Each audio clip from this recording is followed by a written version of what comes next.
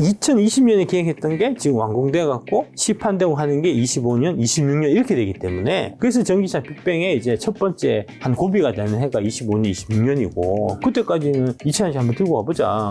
괜찮을 것 같다. 밸류에이션 관점에서 보면 저희 배터리 IC 8대 종목 중에서 이제 에코프로, LG화학 이렇게 네 종목이 제일 좀 저렴한 편입니다. 하반기 쪽 LG화학을 좀 눈여겨보시라는 말씀 좀.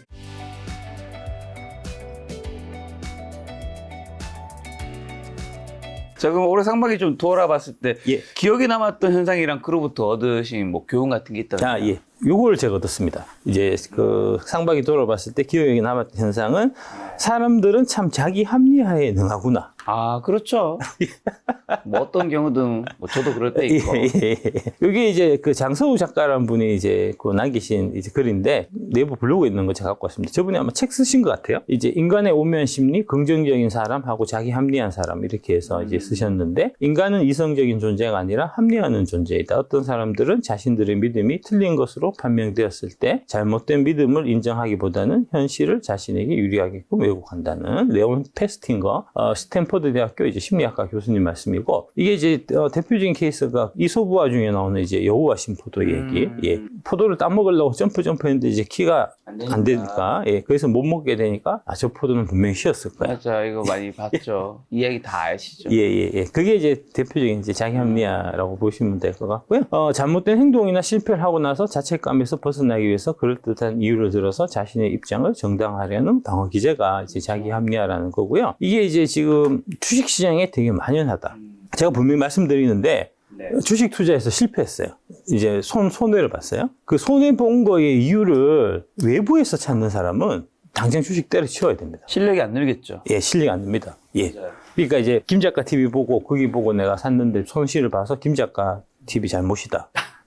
라고 하면은 발전이 없다는 거죠. 그렇죠. 그건 뭐 제 경우에도 사실 마찬가지고요. 뭐 어느 정도 이제 정도의 차이는 다 있지만 다들 이제 자기 합리화를 하긴 하는데 이게 자기 합리화를 하게 되면은 이제 뭐랄까 아픈 현실을 받아들이지 않으려고 하는 거예요. 맞아요. 사실을 왜곡해갖고 맞아요. 예 지가 판단을 잘못해갖고는 그 책임을 자꾸 남한테 뒤집어 씌우면 그러면은 평생 진짜 발전 하나도 없고요. 주식 투자해갖고 느는 거 하나도 없습니다. 인생의 마지막 선택은 결국 자기가 하는 거니까. 예. 이제 자기 합리화는 주로 자아가 약하고 미성숙한 사람들이 애용하는 방어 기제다. 이제 그런 얘기고. 하지만 병적인 자기 합리화에 빠지는 일은 경계해야 된다. 그런 자기 합리화는 가벼운 진통제 수준이 아닌 결과적으로 자기 자신과 타인을 피폐하게 만드는 마약 같은 정신 승리일 뿐이라는 겁니다. 그러니까 이게 남 탓을 하는 게 주식 투자해갖고 지금 떨어졌어요. 이 공매도 탓이다. 공매도 들이 이게 좋은 주식인데 올라가야 될 주식인데 막 때려가지고 인위적으로 떨어뜨려서 내가 손해봤다 라고 탓을 하면 그러면은 이제 나는 잘못한 게 없어요. 그러니까 이제 내 마음은 편안하고 나는 잘못한 게 없으니까 하고 넘어갈 수 있지만 지금 이 상황에서 그러면은 공매도라는 제도가 계속 존재를 하는데 투자를 할 때 공매도라는 제도가 존재하고 공매도라는 제도가 주가를 인위적으로 떨어뜨릴 수 있다는 거를 내가 알고 투자를 했었어야 되는 거잖아요. 그렇죠. 공매도가 인위적으로 주가를 떨어뜨릴 때 난 어떻게 해야 될지 판단하고 했어야 될 거 아닙니까? 그러니까 그런 거 없이 무턱대고 들어가서 물려갖고 그 책임을 공매도한테 이렇게 뒤집어 씌운다. 그러면은 발전 없는 거죠. 그런 거 있어가지고 이제 뭐 저거 할 거다라고 하면은 애초에 주식 안 했어야 되는 거고요. 그러니까 뭐랄까 결론적으로 이제 자기한테 뭔가 최종적인 이제 책임이 자기한테 있다는 거를 자각하고 그렇게 접근해야 발전이 있는 거지. 그럴 거면 이제 뭐 대충 주식 투자해가지고 대충 얘기 듣고 사서 올라가면은 이제 지가 잘해서 번 거고 떨어지면은 남 탓하고 익할 거면은 주식은 때려치우는 게 진짜 맞습니다. 주식은 안 맞는 겁니다. 저희 채널 영상이 있는데. 예. 이걸 갖고 왔죠, 제가 이제. 에코프로 120만 원 돌파할 때. 조심하라 했었죠. 예. 그때 김 작가 TV에 제가 출연을 해서 처음으로 말씀드립니다. 에코프로 이제는 조심하세요라고 분명히 얘기했잖아요. 맞아. 근데 댓글이 어떻게 달리냐 하면 니 때문에 120만 원 에코프로 사라고 막 부추겨갖고 니 때문에 사서 물렸다 이런 식으로 얘기한단 말입니다. 여기 이런 댓글들이 이제 대표적인 자기 합리화의 사례입니다. 3년 탈영 크크 2년 남았다. 현재 언제 샀든 뭘 샀든 52주 신작가다. 배터리 아재 때문에 2차 전지 사서 망했어요. 들어가세요. 1년 마이너스 57% 3년 팔라고 하더니만 9만 전작하고 있으니 사기꾼 아니요 들어가셔요. 이렇게 돼 있잖아요. 이런 댓글들이 지금 천지인데 이게 분명히 자기 합리화 기제예요. 제가 이런 식으로 말한 적이 없어요. 3점 팔라고 한 게 언제냐? 3점 팔라고 한 거는 22년 가을입니다. 22년 가을에 SK 하이닉스 삼성전자 팔아갖고 이제 이 2차전지 사는 게 좋겠다. 아마 MBN 그 김주아 앵커 그 이제 방송할 때 이제 그 부분이 박제돼서 나왔는데 그 방송을 한 거는 22년 가을이에요. 에코프로 10만 원 할 때입니다. 에코프로 10만 원 할 때고 뭐 삼성전자 그때 아마 7, 8만 원 했었나? 뭐 그랬을 때고 그렇거든요. 그러니까 그 시점 자체가 틀린 거예요. 그 다음에 이제 7월 달에 제가 이제 다시 한번 그때 얘기했었는데, 그때는 7월 초에 제가 얘기했던 거고요. 7월 초에는 어떤 시점이냐 하면은, 7월 한 달 동안, 작년 7월 한 달 동안 2차 전지가 거의 더블 올랐고요. 더블 이상씩 다 올랐고, 150%, 200%씩 오를 때고, 단기간에 시세가 폭발할 때고, 반면에 이제 그 2차 전지 관련주 이외의 주식들은 다 떨어질 때예요. 그러니까 이제 그 작년 7월 무렵이 숏스퀴즈가 이제 본격적으로 터지는 시점이라서 이제 7월 한 달을 보고 제가 말씀드린 거지, 그거를 길게 얘기한 게 아니에요. 근데 이제 자기 마음대로 듣는 거예요. 그 에코프로만 해도 제가 이제 뭐 그 22년 이제 6월달 6만 원, 7만 할 때부터 계속해서 좋다, 20만 원, 30만 원 할 때도 괜찮다, 지금 사 늦지 않다 이렇게 쭉 얘기해서 나중에 100만 원 넘어가서는 제가 아예 입을 안 열었거든요. 120만 원 갔을 때는 여기 김작가 TV 나와서 지금 조심해야 된다 라고 얘기를 했단 말입니다. 여기 증거도 있잖아요. 근데 이제 이런 거 싹 무시하고 지가 이제 2차전지 계속 올라갈 때 살까 말까 고민하다가 막판에 사서 물려놓고는 그거를 지금 남 탓을 하고 있단 말입니다. 제가 분명히 말씀드렸잖아요. 이제 2차전지 사는 건 좋은데 살 거면 3년을 보고 사라. 지금 뭐 3년 거의 다 돼갔다고 얘기하는데 작년 대략 4월, 5월 그러니까 7월 넘어가서 이제 7월 이후에 이때 고점 치고 이때부터 사신 분들 보면 아직까지 1년도 넘으신 분이 없어요. 3년 지나고 나서 얘기 될 거 아닙니까? 아직 2년 이상 남았다고. 당신이 산 시점부터 보면 지금 아직 2년 이상 훨씬 많은 기간이 남은 거거든요. 그때 가서 이제 안 올라갔다. 그때 가도 안 올라가고 계속 마이너스다. 그러면은 욕하면 하죠. 근데 아직 3년이 안 됐다니까. 자기 마음대로 남의 얘기를 외국에서 듣고 지 편한 대로 듣고는 그거를 갖고 이제 남 탓하고 있다고 해갖고는 발전이 없다는 겁니다. 요 밑에 보시면 똑같은 거예요. 똑같은 건데 똑같은 이제 이 유튜브 이 영상에 댓글 달린 건데 이분은 박순혁 작가님 덕분에 좋은 수익률 얻었습니다. 2차전지 관련주 다시 폭등장 기다리겠습니다. 화이팅 이렇게 댓글 난단 말입니다. 잘못 받아들인 거예요. 똑같은 정보, 나는 동일한 정보를 여러분들한테 계속해서 이제 말씀드렸는데 그 정보를 잘 활용해서 아래처럼 돈 버시는 분이 있고 위에 분처럼 물리는 분이 있는데 그러면 그 책임이 저의 책임입니까? 여러분의 책임입니까? 잘못 받아들인 것도 있을 수 있는데 또 받아들인 시기도 아마 예를 들면 박순희 작가님이 2022년 6월에 처음 하실 때 그때 보신 분과 또 나중에 또 보신 분이 좀 차이도 그러니까 약간이 좀 있을 것 같다. 예, 그러니까 이제 방송 날짜가 언젠지 이 사람이 어떤 식으로 지금 얘기한 건지 그렇죠. 제대로 분석해갖고 이제 그 최종 판단의 책임이 본인한테 있는 거잖아요. 이때 좀 한참 장 좋을 때 맞아요. 이제 영상을 봤다고 하더라도 그게 실제로는 내가 5월달에 얘기한 걸 수 있잖아요. 그러면은 그 시점을 봐야 될 거잖아요. 이 사람이 언제쯤 얘기했다는 거. 그렇죠. 그 가격, 그러니까 똑같은 주식이라고 하더라도 이제 50만 원일 때 하고 100만 원일 때 하고는 얘기가 달라지는 거잖아요. 달라지죠. 예. 10만 원일 때 하고 100만 원일 때는 얘기가 다른 거잖아요. 예. 그런 부분들을 명확하게 이제 파악하고 이 사람이 무슨 뜻을 얘기했는지를 받아들이는 그 능력치를 길러야 돼요. 공부하시라니까. 공부는 할 생각은 안 하고 그냥 이제 대충 얘기하는 거 주워 듣고 사서 돈 벌면은 지가 잘했고 돈 잃으면은 이제 남 탓하려고 하니 당신들이 발전이 없는 겁니다. 이 책 사서 공부하라고 내가 그렇게 얘기해도 책 사서 읽을 생각도 안 해. 밸류에이션 알면 예, 10배 주식이 보인다. 예. 여기에 보면 왜 3년을 갖고 와야 되는지 자세히 다 나와 있거든요. 공부할 생각은 안 해. 책 한 권 읽을 생각 안 하고 그냥 유튜브 대충 이제 보고 기동량 해갖고 돈 벌 생각만 하고 잘못되면 남 탓할 생각만 하고 있으니 그게 돈이 벌리겠냐고요. 그 3년 이유가 이제 동인도 회사 사례에서 도출한 주식 투자의 본질이잖아요. 예. 첫 번째가 최소 3년은 투자해야 된다. 이거 어떤 의미였죠? 그러니까 어떤 것들이라도 결론이 나는 데는 이제 시간이 필요한 거죠. 그러니까 지금 이제 제가 큰 아이템은 뭐냐면은 이제 크게 3년을 두고 가셔도 괜찮다라고 막 계속 말씀드리는 이유가 뭐냐면 이제 25년, 26년 되면은 특히 북미 쪽에 이제 배터리 공장이 대대적으로 크게 완공이 되니까 그 완공되면은 그에 따라서 매출이나 이익이나 크게 이제 폭발적으로 늘어날 거고 그게 이제 실적이 반영되면은 주가는 올라갈 수밖에 없지 않냐. 그 부분이 이제 가장 핵심적인 이제 투자의 아이디어잖아요. 그래서 이제 그런 아이디어로 제가 말씀드린 게 이제 난 그렇게 생각한다. 뭐 제가 책임 못 지지만 최소한도로 도 이상의 책임을 지기 위해서 25년 12월 31일까지 한 주도 안 팔고 갖고 가겠다. 그 말씀드린 거고, 그 말씀을 지키느라고 제가 이제 작년 7월 26일 날 플러스 3억 5천인데 지금은 마이너스 한 7천 되나? 하니까 지금 마이너스 4억 2천이잖아요. 제가 손해 본 거 아닙니까? 간다고요, 나는.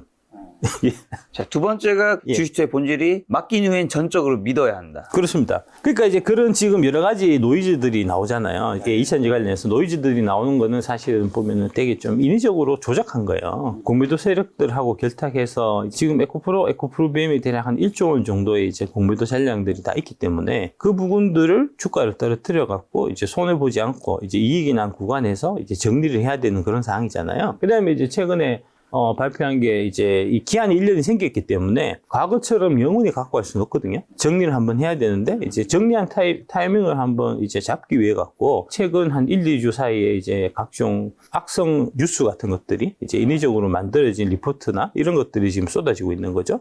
그래서 이제 그런 것 나오면서 주가를 인위적으로 지금 떨어뜨리고 있고 주가가 이제 많이 떨어지면 자기들이 갖고 있는 이제 그 공매도 잔량을 해소하는 시도를 하겠죠. 그래서 이제 그 공매도 잔량을 해소를 하게 되면 해소하는 과정에서 한번 올라갈 거고, 공매도가 다 해소되고 나면은 그 다음에는 이제 다시는 뭐 이런 이제 무리한 이제 지금 뭐 언론 플레이나 뭐 그 다음에 리포트 같은 거를 굳이 낼 필요가 없으니까. 그러면 이제 그때는 다시 이제 정상적인 이제 그 주가 향방으로 가겠죠. 자, 세 번째가 포트폴리오 관점으로 접근해야 된다. 예, 그거는 이제 5개 이상 이제 10개 사이로 포트폴리오를 구성해서 이제 네. 투자를 하셔야 된다는 얘기를 이 책에는 없어요. 이 책에는 이 책이 있어요. 그 책에도 있어요? 네, 제가 다 봤거든요. 예. 그렇군요. 제가 어제 다 제 봤기 때문에 압니다. 예. 정확히. 예, 제가 제 책을 이거 말고 좀 디테일한 부분은 따로 또 제가 책을 쓰세요. 포트폴리오 부분만 책 따로. 35페이지 있어요. 예. 따로 책을 제가 쓸 생각이어갖고요. 네. 예, 아마 간략하게만 요 포트폴리오 얘기가 맞아요. 예, 나와 있을 맞아요. 거고요. 예, 그 책이 뭐라고 돼 있나요? 여기 포트폴리오 관점으로 예. 접근해야 된다. 예. 동인도 회사에 노출하. 제가 저자갔네. 예. 3년을 믿고 이제 맡기고 묻어두고 3년 뒤에 결과를 보는 이제 이런 관점으로 접근해야 되고요. 네.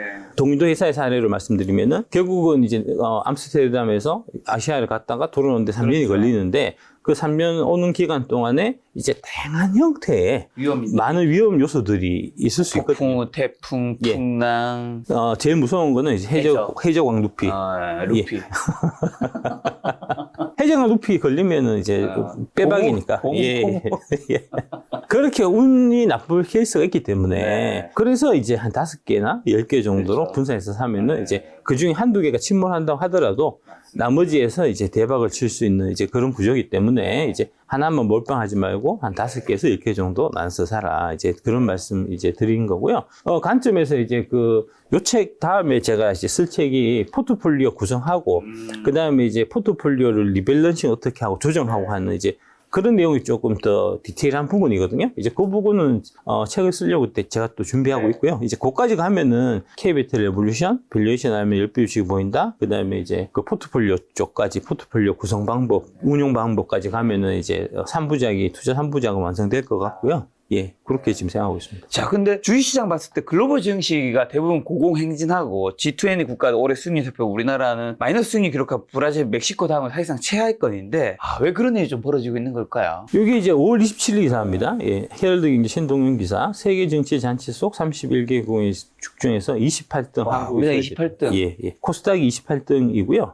이제 그렇고 5월 24일 종가 기준으로 코스피 지수가 1.22% 상승하는데 그쳤고 코스닥 지수는 마이너스 3.13%로 뒷걸음을 쳤다. 전체 32개 지수 중에서 각각 28이 30에 그쳤다는 겁니다. 네. 예, 뭐 그렇고. 그러니까 되게 부진한데 부진한 이유가 딴 데 있는 게 아니고요. 금투세 때문이에요. 금투세. 예, 두 가지를 보셔야 되는데 이제 보통 보면은 이 주가 지수 상승하고 뭐 이런 부분은 이제 크게 보면은 이제 EPS적인 측면이 있고 PR적인 측면이 있는데 EPS 곱하기 PR 하면 주가가 되니까 EPS 측면에서 보면은 올해 우리 시장이 나쁘지 않습니다. 올해 1, 4분기 이제 GDP 되게 높게 나왔었고요. 발표 자체가. 그 다음에 이제 올해 들어갔고 작년에 적자 봤던 회사들이 올해 대규모 흑자를 많이 내고 있어요. 특히 반도체가 그렇거든요. 그래서 이제 기업 이익 쪽도 많이 좋아지고 있으니까 EPS 부분은 문제가 전혀 없어요. 근데 이제 PR 부분, 이제 이 밸류에이션, 그러니까 몇 배의 배수를 주느냐 하는 부분은 이제 그 투자 심리나 그 다음에 자금의 유입이나 뭐 이런 부분하고 사실 관련된 건데 이제 투자 심리에 지금 되게 큰 악영향을 미치는 게 바로 이제 금투세라는 겁니다. 이게 이제 대표적인 걸 한번 제가 보여드리면 4월 4월 24일 날 이제 단독 폐지 대신 금투세 유예 힘 받는다 얘기하니까 그날 2%를 났어요. 4월 25일 날 이제 금투세 유예한다고 진성준 이제 민주당 정책위원장이 내년부터 시행되게 할 거다 얘기하니까 1% 떨어졌어요. 윤 대통령이 다시 금투세 폐지 안 하면 1,400만 투자자 타격 해서 야당 압박하니까 이날이 전날에 이제 나스닥이 떨어진 날이었거든요.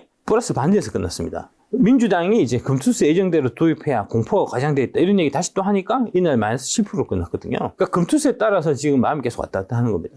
실제로 지금 보면 이제 돈들이 그 국장에서 빠져갖고 이제 미장으로 좀 옮겨가는 이제 그런 흐름이 있고요. 한번 보시면 금투세가 아마 폐지되어야 국장으로 들어오지 않겠나. 이제 국장 떠나 미장 가는 개미들 해서 올해 해외 주식 보관액이 130조로 역대 최대를 지금 기록하고 있고 올 한 해 들어서 해외 주식이 9조 5천억을 순매수를 했는데 반면에 국내 주식은 대략 한 8조 원 정도를 순매도를 했다는 겁니다. 이러니까 한국 주식 힘이 없어요. 예, 금투세 부담스러우니까. 네. 예. 안 그래도 뭐 한국장 해갖고 별 재미도 없고 뭐 하는데 미국장 잘만 오르는. 예, 거기다가 없던 세금 이제 이게 지금 하나 새로 만들고 이게 이제 지금 잘못 만들어갖고 그 만약에 금투세가 통과된다고 하면은 이게 폐해가 하나 둘이 아니거든요. 그러니까 다 빠져나가는 거고. 근데 좀 한 가지 좀 이제 반대쪽에서 편에서 보면은 조금 이제 기대를 좀 가질만 한 게 금투세 폐지가 확정만 되면은 주가는 되게 크게 올라갈 수 있는 여력이 있다. 왜냐하면 나가긴 나갔는데 돈이 멀리 가지는 않았어요. 주변부에 머물러 있어요. 지금 여기 밑에 보시면 요거 예. 한편 증시 대기 자금인 투자자 예탁금이 20일 현재 54조 8천억으로 지난해 말에 비해서 조금 늘었습니다. 오히려 투자자 예탁금은. 그다음에 머니마켓 펀드 MMF가 이제 대표적으로 이제 증시에 금방 투입될 수 있는 이제 대기성 자금이잖아요. 대기성 자금이 200조 원. 겁니다, 지금. 올해 들어서 17.6% 증가했으니까 지금 이제 시장은 불확실성을 제일 싫어하기 때문에 이제 다들 금투세 통과되면 어떻게 될지 모르니까 좀 수익 좀 나 있는 거는 팔고 그 다음에 들어가려고 했던 거는 금투세 이거 좀 마무리되면 들어가자 하면서 지금 대기 타고 있다는 거거든요. 그래서 이제 증시 주변 자금 이런 흐름을 보면 나쁘지 않아요. 그 다음에 이제 아까 말씀드렸던 이제 기업 펀더멘탈이나 그 다음에 이제 경제 성장 유지 이런 부분도 사실 괜찮단 말입니다. 세계 증시 전반적으로 흐름도 지금 좋기 때문에 그래서 결국은 이 문제가 올해 이제 남은 이제 그 6개월 동안의 증시를 이제 향방을 결정하는 가장 좀 핵심 변수가 되지 않겠나 이제 싶고요. 이제 금투세는 제가 작업을 많이 해갖고 아마 밀어붙이기는 좀 어렵지 않을까 싶습니다. 그다음에 이런 것도 지금 얘기가 나오고 있는 게 뭐냐면은 이제 금투세가 도입이 되면은 개인 투자하는 것보다는 법인 투자하는 게 월등하게 유리합니다. 실제로 이제 지금 여의도 쪽에서는 이제 법인 하나 만드십시오, 사장님. 투자하면 법인 하나 만드세요라고 지금 이제 권유하시는 분들이 되게 많단 말입니다.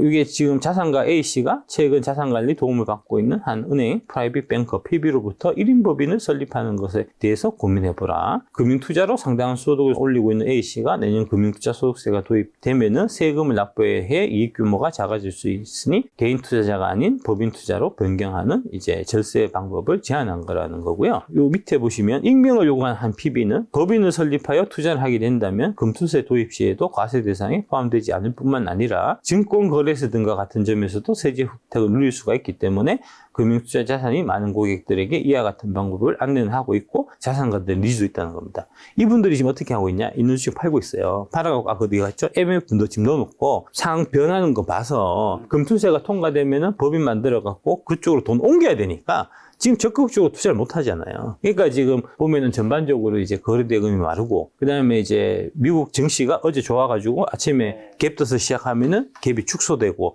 하는 흐름이 나타나는 게 바로 이런 거고요. 이러한 1인 법인 설립은 이미 초고액 자산가들에게는 익숙한 투자 방법이고요. 은행뿐만 아니라 세무사무사 등이 고액 자산가들의 법인 설립을 돕고 있다. 법인제가 작년에 만들어 봤거든요. 그래서 주식회사 우공회사이라는 법인을 저도 갖고 있는데 어렵지 않아요. 그렇죠. 예. 저도 법인 사업자입니다. 예. 한 달 하면 되더라고요. 그래서 해갖고 하면 되니까. 이게 금투세가 도입되면은 이제 요거 제가 좀 정리해 왔는데 금투세 도입됐을 경우에 개인 투자하고 법인 투자하고 비교해 보면은 일단 세율부터 미친 듯이 차이 나요. 개인은 세율이 5천 초가 20%, 3억부터 25%잖아요. 법인은 2억 이하가 9%고요. 2억 초과가 19%거든요. 그러니까 개인이 25% 낼 때 법인은 9% 내는 거예요, 실제로. 그 다음에 개인은 거래세가 이제 이 금수세 내고 거래세 내고 이중과세가 되는데 법인은 거래세가 이제 비용으로 빠지기 때문에 거래세 부담이 없는 겁니다.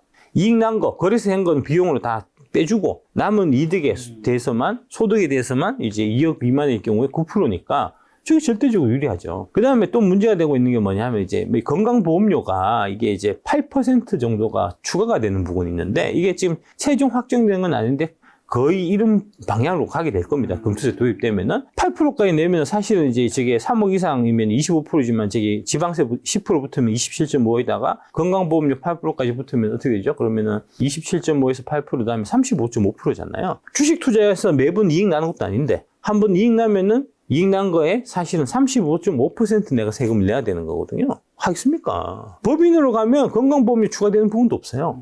당연히 일로 가죠. 그 다음에 비용이 이게 금투세는 비용 하나도 인정 안 되고 우리가 사실은 이제 뭐 그런 얘기 한다고 민주당에서 이제 이 노동소득, 근로소득에 대해서도 지금 30%, 40%씩 지금 세금 내는데 금투세 25%는 약하지 않냐? 20%, 25%, 뭐 27.5%, 뭐 22.22%는 그 근로소득에 비해서는 불로소득인데 세율이 낮아서 이제 좋은 거 아니냐? 너네들이 혜택 받는 거 아니냐라고 얘기하는데 그 차이가 뭐냐면 근로소득은 각종 비용 공제 해준단 말입니다. 이제 근로소득 공제부터 해서 인적 공제, 그 다음에 이제 카드 쓰면은 이제 뭐 카드 쓴 금액에 대해서 공제해주고 뭐 각종 공제들이 다 재지고 난 소득에 대해서 내는 거고 금투세는 비용 공제 하나도 없잖아요. 이익 나면 그 100% 이익 난 거에 대해서 다 세금을 때려 맞기 때문에 세율은 이게 금투세가 낮지만 실제로 세금 내는 거는 근로소득세보다 훨씬 세율이 그러니까 실제 부담 세율은 실효세율이라고 하는 이제 그 부분은 금투세 훨씬 더 높아요 실제로. 지금 보통 한 뭐 이제 연봉 한 5천 6천 이렇게 받으시면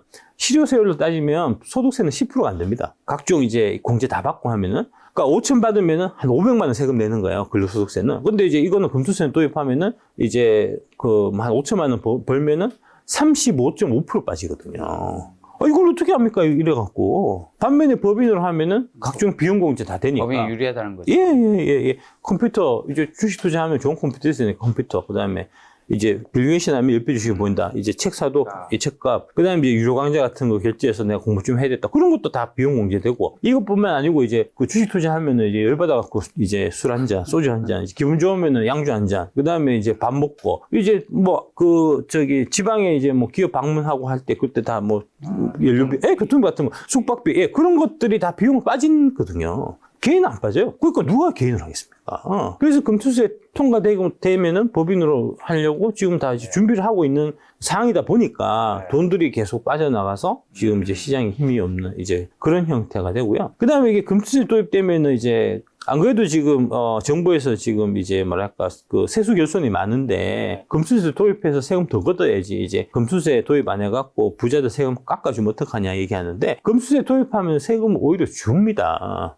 금투세는 지금 이제 늘겠지만 거래세가 줄어들고, 그 다음에 요 밑에 보면 이제 사모펀드 쪽에서 지금 세금이 결정적으로 한 8조 원 정도가 줄어들 거로 추산이 돼요. 실제로 보면 이게 금투세 도입되면은 한 해 한 10조 가까이 세금이 오히려 줄거든요. 좀 디테일 말씀드리면 지금 민주당 쪽에서 추산하는 게 금투세가 도입되면은 예상 세수가 매년 한 1조 3천억 정도 늘어난다는 건데 지금 거래세가 지금 올해 들어서 거래 대금 자체가 한 30% 정도 지금 줄어 있는 상태입니다. 이 평소에 이제 우리가 거래세가 한 8조 원 정도 거치기 때문에 8조 원 곱하기 30% 줄어들면 2조 4천억이 거래세금이 주는 거예요. 거래세 수가. 그러면은 이제 1조 3천억에서 2조 4천억 빼면은 오히려 도입해갖고 1조 1천억 정도 세수가 감소하는 효과가 발생하는 거고요. 이게 이제 대만 사례 계속 많이 말씀하시는데 대만이 금투세 도입하고 첫 해에 거래가 80%가 줄었어요. 이제 80% 줄면 그러면 88, 64에서 6조 4천억 주는 겁니다.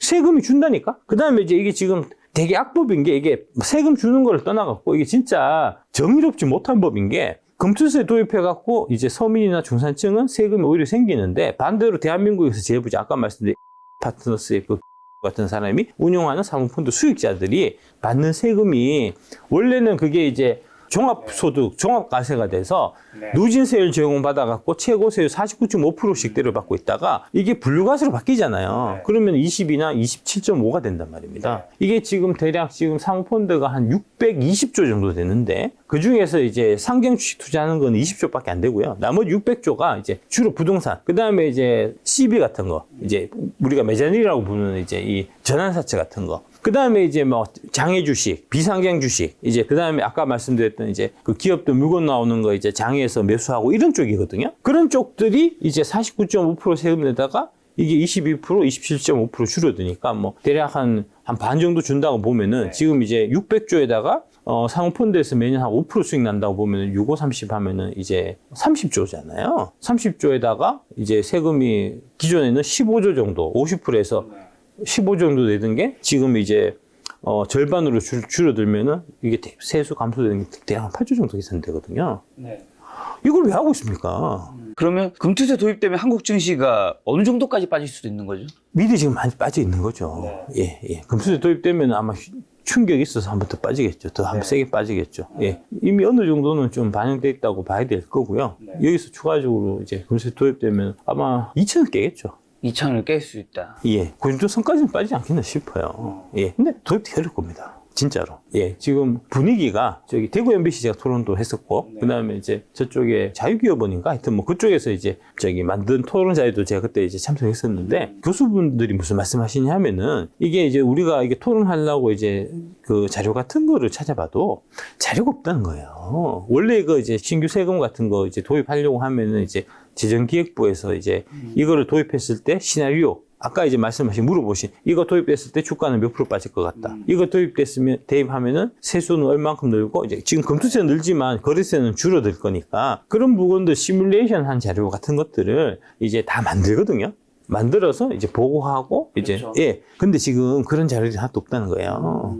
그게 왜 그러냐면, 2019년에 이게 이제 민주당 쪽에서 이제 사모펀드 쪽에 그 로비 받아서 지금 만든 법이어갖고, 처음에 민주당 쪽에서 이해찬 그 당대표가 이거 억지로 밀어붙이고 할 때, 그때 기재부에서 처음에 반대했던 거예요. 홍남기 이제 기재부 장관이 적극적으로 반대했던 거고, 그래서 이제 민주당 쪽에서 그럼 자료 한번 만들어 봐라 해서 기재부에서 만들어서 줬는데, 만들어 주니까 이게 이런 식으로 나오는 거예요. 오히려 금투세 도입하면은 세수가 감소되고, 이제 아까 말씀드린 그런 문제점, 이제 오히려 이제 이거 그 사모펀드는 초고액 부자들은 세금이 오히려 줄어들고 막 이런 얘기들을 자료를 만들어서 가니까 민주당 쪽에서 야, 이거는 이런 식으로 이렇게 자료를 만들어 오는 거는 니네들이 이제 우리의 개혁 정책을 이제 방해하기 위한 그런 거 아니냐라고 질책을 해갖고 그때 만들었던 자료는 지금 다 폐기됐어요. 없어요. 그래서 없다고. 그래서 그런 부분들이 지금 다시 얘기가 나오고 있기 때문에 이거 통과 못 시킵니다. 만약에 이거 통과시켜갖고 되잖아요? 되면은 지금 민주당 쪽에서 이제 이거 찬성하신 그 당색 때문에 이제 금투세 도입을 찬성하신 분들이 있는데 그런 분들 어떻게 지금 말씀하시냐면은 나는 5천만 원 안 버니까 상관없어잖아요. 5천만 원 버니까 내하고 상관없어. 나는 세금 안 내는 거야 라고 이제 말씀하시는데 그분들 내년 돼갖고 통과되면은 지금 이 구조로 그대로 가서 내년 통과되면은 5천만 원 못 벌어도 세금 다 낸다고요. 그건 왜 그런지 아시죠? 왜죠? 원천징수 때문에 그렇습니다. 원천징수 때문에 한 금융기관만 내가 이 5천만 원 이 과세 한도 그 부분을 신고할 수 있거든요. 신고해서 이제 만약에 내가 삼성증권에 신고해서 여기서 벌어들인 거에 대해서는 5천만 원 될 때까지는 세금 안 내는 걸 신청했다. 그 옆에 내가 삼성증권만 거래하는 게 아니고 한투증권도 거래하는데 한투증권에서 그럼 이익이 난 거는 공제가 없어요. 그 다음에 이제 이 금융투자 상품이 증권사에만 거래되는 게 아니거든요. 은행에도 있을 수 있잖아요. 은행에서 이제 ETF나 펀드나 이런 거에서 은행에서 많이 하고. 그 다음에 보험 쪽에서 이제 연금보험 같은 거, 이제 변액연금보험 이런 거 하시잖아요. 변액연금보험도 그 안에 들어가 있는 거는 다 이제 금융투자 상품이거든요. 그런 것들은 하나도 세금 혜택이 없어요. 다 내야 된단 말입니다. 그 나는 민주당만 믿고 민주당 이 얘기하는 게 이제 5천만 이상만 내는 이제 1%만 내는 세금이라서 난 찬성했는데 실제로 세금 통과돼 갖고 민주당 지지하는 사람들이 이제 이 뭐 주식 팔아 갖고 이제 돈 찾으러 가 보니까 22% 세금을 빼놓고 갖고 가셔야죠 하면서 빠진단 말입니다. 그러면 그 민주당 지지했던 사람들이 빡치겠습니까? 안 빡치겠습니까?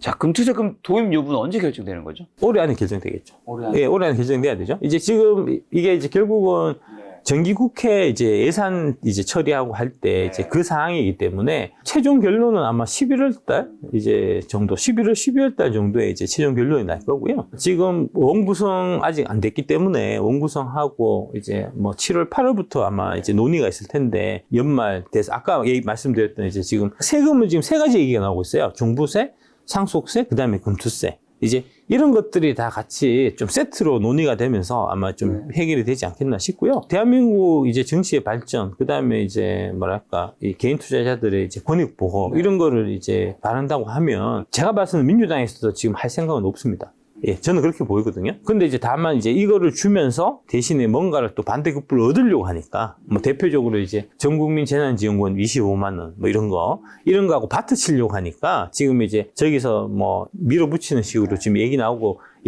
하는 것 같긴 한데, 그거는 좀 정치인 좀 수사 같고, 결론은 결정적으로 뭐 딴 건 모르겠고, 금투세는 아마 폐지에 가까운 유예 쪽으로 결정날 것 같긴 한데, 이왕이면은 시기적으로 좀 빨리 결정을 해줘야, 그래야지 이제 아까 말씀드렸던 지금 대기 자금들 있잖아요. 그 다음에 법인으로 이제 전환하려고 지금 작업하고 있던 사람들 있잖아요. 그 사람들이 이제, 이거 안 해도 되는구나, 들어가자, 이렇게 될 수 있기 때문에, 예. 빨리 결정되기 좋겠죠, 이제. 이번에 작가님 밸류에이션 아니면 10배 주식이 보인다 책에 보면 투자와 투기 차이점도 나오던데 예. 무슨 얘기인가요? 그러니까 쉽게 생각하시면 투자는 싸니까 산다는 거예요. 산다. 예, 투기는 오를 것 같아 산다는 산다. 예, 관점이 틀린 겁니다. 제가 계속 말씀드리는 게 저는 투자적 관점에서 말씀드립니다. 이거는 이 주식은 싸다. 싸니까 사놓고 3년에 기다리면 그 3년 안에 한번 올라갈 거다는 얘기잖아요. 그래서 3년에 기다리라고 지금 말씀드리고 그랬는데, 제가 분명히 투자의 관점으로 제가 말씀드리라고 골백 번 강조해서 얘기해도 그냥 지 맘대로 사고, 내가 샀으니까 올라야 되는 거죠. 내가 샀는데 안 오르고 지금 오히려 빠지잖아요. 그러면 짜증나잖아요. 그러면 악플 된단 말입니다. 원망한단 말입니다. 그렇게 해서는 발전이 없다니까요. 분명하게 투자의 관점하고 투기 관점은 달라요. 다르게 가야 된다. 예. 그래서 이제 이걸 한번 제가 보여드릴게요. 이제 아까 3년이라고 말씀드렸는데, 이제 왜 그 말씀을 제가 드리냐면, 그 장기 투자하면 뭐 3년 아무거나 들고 있으면 다 올라가지 이런 얘기 하잖아요. 안 그렇다니까요. 아무 주식이나 장기 투자해서 되는 게 아닙니다. 이게 이제 제가 요거 한번 보여드릴게요. 이제 아무 주식이나 장기 투자하면 안 된다는 이제 그 사례를 제가 말씀드리려고 22년 6월 22일 날 하이투자증권 연구원이 나와서 테슬라의 이것 배터리판을 바꾼다는 방송을 한 적이 있습니다. 이게 이제 무슨 얘기냐 하면은 테슬라가 4680 배터리를 만들 거고, 거기에 건식공정을 적용하면은 압도적인 기술 경쟁력이 발생해서 한국 배터리 업계한테는 위기다, 이런 얘기예요. 그러면서 이제 이때 어떤 종목들을 추천했냐? 의원이 이때 당시에 낸 보고서에서 탑픽이 삼성 SDI였고요. 배터리 3사 중에는. 그 다음에 소재 중에서 탑픽은 LNF, 솔루스 첨단 소재, 한솔 케미칼, 그리고 나노신 소재였단 말입니다. 이게 딱 2년 전이에요. 2년 동안. 그러면 이제 아무 주식이나 사서 2년 동안 올라간다. 그럼 2년 동안 올라갔냐? 보면 다음 나옵니다. 이렇게 되어 있습니다. 삼성 SDI가 지금 2년 전에 비해서 마이너스 31%고요. LNF가 마이너스 40%고요. 한솔 케미칼이 마이너스 16%고, 솔루스 첨단 소재가 마이너스 33%고, 나노신 소재만 55% 올랐습니다. 이 나노신 소재는 배터리 8종목이 들어가 있는 거잖아요. 연구원하고 겹치는 거거든요. 그래서 5종목 총 평균을 내보면은 마이너스 13%예요. 배터리시 제가 이제 8대 종목인데, 이제 이때 당시에는 7개였습니다. 그 SK이노베이션은 제가 23년 1월 달에 넣은 거기 때문에, 배터리시 7개 종목은 수익률을 보면 22년 6월 22일 날 에코프로가 13,909원이었습니다. 지금 많이 떨어져서 95,500원인데 6월 25일 기준으로 그래도 551% 올랐어요. 에코프로 BM이 13867원이었습니다. 지금 많이 떨어져서 179,300원이지만 이제 37% 올라 있습니다. 에코프로 BM하고 아까 여기 다시 보시면 여기 연구원이 에코프로 BM을 있는데 두고 LNF를 추천했잖아요. 저는 LNF를 놔두고 에코프로 BM을 추천한 거잖아요. LNF 말고 제가 에코프로 BM 추천한 이유가 뭐라 그랬죠? 이게 지금 결국은 이 테슬라 이 4680 배터리 내재하고 관련돼 있다. 나는 테슬라 4680 배터리 내재하고 실패할 거라고 보기 때문에, 그러면은 LNF보다는 에코프로 BM이 나을 거다. 나는 그래서 LNF는 테슬라 리스크 때문에 8대 종목에서 뺀다라고 제가 말씀드렸잖아요. 거꾸로 테슬라가 이 4680 배터리 성공할 거고, 그러면 그 수혜를 LNF가 받을 거니까 양극재 대장주로 올라선다, 이렇게 지금 얘기한 거잖아요. 결과는 어떻게 됐죠? 보시면 LNF가 마이너스 40% 떨어진 2년 동안, 마이너스 40% 떨어질 동안 에코프로비엠은 37% 올랐단 말입니다. 누가 오른 거죠? 포스코홀딩스도 이때는 24만 2,500원이었어요. 지금 51% 올라가 있고, 포스코 퓨치엠도 114% 올라가 있고, 나노신 소재도 55% 지금 상승해 있고, LG엔솔, LG화학 17%, 37%였습니다. 그래서 7개 총 토탈에서 상승률 계산해 보면 108%예요. 2년 갖고 왔으면 2년 동안에 100% 상승한 거면 좋은 거 아닌가요? 엄청 좋은 거죠. 엄청 좋은 거죠. 예. 근데 왜 나를 타고 그러냐고. 당신들이 들어가는 시점, 그 다음에 접근 방법이 잘못된 거예요. 내가 얘기하잖아요. 실제로 내 방송 보고 돈 번 사람들도 있고, 내 방송을 보고 돈 드리는 사람도 있는데 그거는 나는 똑같은 얘기한 거예요. 그죠? 그거를 자꾸 남 탓을 하기 시작하면 한도 끝도 없다고요. 이제 그런 얘기입니다. 그리고 또 K푸드, 삼양식품을 추천하신 걸로 제가 알고 있는데 언제 추천하셨고 추천한 이유는 어떻게 되나요? 예, 삼양식품 제가 추천한 거는 이제 그러니까 밸류에이션적인 접근이 2차 전지 주식에만 가능한 게 아니고 모든 주식에 다 가능하다. 그 다음에 이제 워렌 버핏이 그 하시는 말씀이 위대한 기업을 적정한 가격 이하에 사라는 게 핵심 메시지잖아요. 그럼 대한민국에서 그럼 위대한 기업이 뭐가 있을까? 위대한 기업은 이제 계좌가 있어야 되는데 이제 가격 결정권이 있어야 되고 그런데 그런 기업을 곰곰이 생각해 보면은 작년 한 가을 겨울 정도에 제가 봐서는 이제 삼양식품하고 하이브가 그런 케이스가 아닌가 해서 이제 두 종목을 제가 말씀을 드렸고요. 그러면서 이제 밸류에이션을 삼양식품 그다음에 하이브에 적용을 해서 이제 그 두 가지를 이제 말씀드렸는데 작년 말에 지금 시점에서는 이제 하이브는 제가 봐서는 좀 잘못된 것 같고요. 위대한 기업이 아닌 것 같고요. 그 민희진 사태 때문에 대처하는 방식이 이제 뭐랄까 그 방시혁 대표가 지금 회사 경영하는 게 그렇게 해서는 안 될 것 같고요. 그래서 이제 하이브는 탈락. 삼양식품은 예전에 좀 괜찮게 보고 있는데 제가 밸류에이션을 작년 연말에 한번 했었고요. 삼양식품을. 그 다음에 이제 요거는 1월 19일 다시 한번 했습니다. 얘기했을 때가 그때 22만 원 제가 얘기했었는데 얘기하고 첫날 24만 원까지 갔다가 그 다음에 쭉 밀리더라고요. 계속해서 빠져갖고 그때 이제 이 뭐랄까 이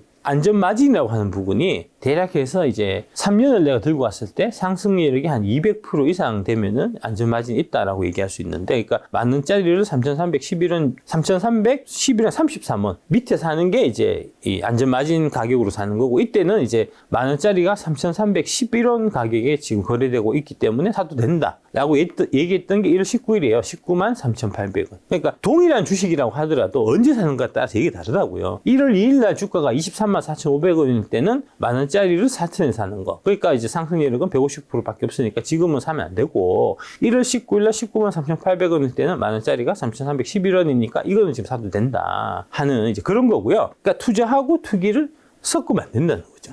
투기가 나쁘다는 얘기가 아니고, 이제 어차피 우리가 주식 투자하는 거는 돈을 벌려고 하는 거지, 그렇죠. 이 정의를 구현하기 위해서 하는 게 아니거든요. 그래서 돈만 벌면 장땡이기 때문에 투자를 하든 투기를 하든 관계는 없는데, 다만 투자하고 투기의 접근법이 전혀 다른 거기 때문에 섞지 않아야 된다는 거죠. 예. 농심보다 3년 10분 좋게 보신 이유. 예, 그거를 이제 좀, 그 부분도 같이 좀 말씀드리려고. 예. 그러니까 어떤 기업이 좋은 기업이냐는 거죠. 어떤 기업이 좋은 기업이냐. 아까 다시 한번 말씀드리지만, 해자가 있는 기업. 가격 결정력 있는 기업. 그러면 어떻게 되겠죠? 가격 결정력이 있고 해자가 있으면은 마진이 좋을 거 아닙니까? 그렇죠. 마진 중에서도 가장 중요한 마진은 요 밑에 ROE입니다. ROE. 예. ROE는 이제 리턴 온 에퀴티 해서 이제 자기 자본으로 대비해서 몇 프로의 이제 이 이익률을 올리냐. 그러니까 주주가 그 기업한테 돈을 맡기면 그 기업이 그 주주들 돈을 받아갖고 1년에 몇 프로의 수익을 리턴해 주냐는 거예요. 그러니까 가장 좀 뭐랄까 이제 그 본질적인 이제 이 수익성에 관련된 거고요. 이 부분을 이제 그 워렌 버핏은 가장 중요하게 봤다는 겁니다. ROE가. 그래서 워렌 버핏 기준은 ROE가 15% 이상 되는 기업만 투자 대상이다. 이렇게 지금 접근한 거거든요. 그 다음에 이제 두 번째는 이제 영업이익률, 매출액 대비 영업이익률이 어느 정도냐. 이제 이 두 가지를 좀 보시면 되는데, 지금 농심의 경우에 ROE는 다 나와 있습니다, 이거. 이 네이버 증권명 하면 ROE 영업이익률 다 있어요. 네. ROE가 농심이 20년에 7.5%, 21년에 4.7, 22년에 5.17, 23년에 7.75입니다. 이게 이익이라는 거는 매년 되게 이제 변동성이 크기 때문에 평균치를 쓰시는 게 좋고요. 그래서 4년 평균 계산해보면 되잖아요. 이거 해보면 6.3%가 되고, 그 다음에 이제 4년 영업이익률을 보면 영업이익률 6.07, 3.95, 3.58, 6.39잖아요. 4년 영업이익률 평균은 대략 한 5% 정도가 되니까. 그 다음에 이제 매출 성장률은 요거 나누기 요거 해보면 나오잖아요. 1% 성장했고, 18% 성장했고, 이 3, 4, 6, 7, 7 나누기 3, 1, 2, 9, 1 하면은 11% 성장한 거죠. 그래서 이제 3년 평균 성장률이 10%다. 그 다음에 이제 농심 같은 경우에는 수출 비중이 31%고, 이제 북미하고 중국 시장이 주력인데, 그러니까 농심은 수출이 3, 그 다음에 내수가 7이고, 내수는 성장할 수 없는 것 우리 다 알잖아요. 수출이 성장 모멘텀이 있는데 수출 비중 자체가 적으니까 당연히 여기에 평균 성장률이 이제 낮은 거고요. 다음 삼양 먼저 한번 보여드리면, 이게 삼양이거든요. 삼양의 경우는 지금 매출 성장률이 21년에는 아마 뭐 무슨 일이 있었던 것 같습니다. 이제 마이너스 1%였고, 22년 들어서 42%, 18% 이렇게 증가했거든요. 그러니까 3년 평균 성장률이 20%고, 그러니까 성장률 자체가 삼양식품이 농심보다 훨씬 높잖아요. 2배잖아요. 왜 높으냐?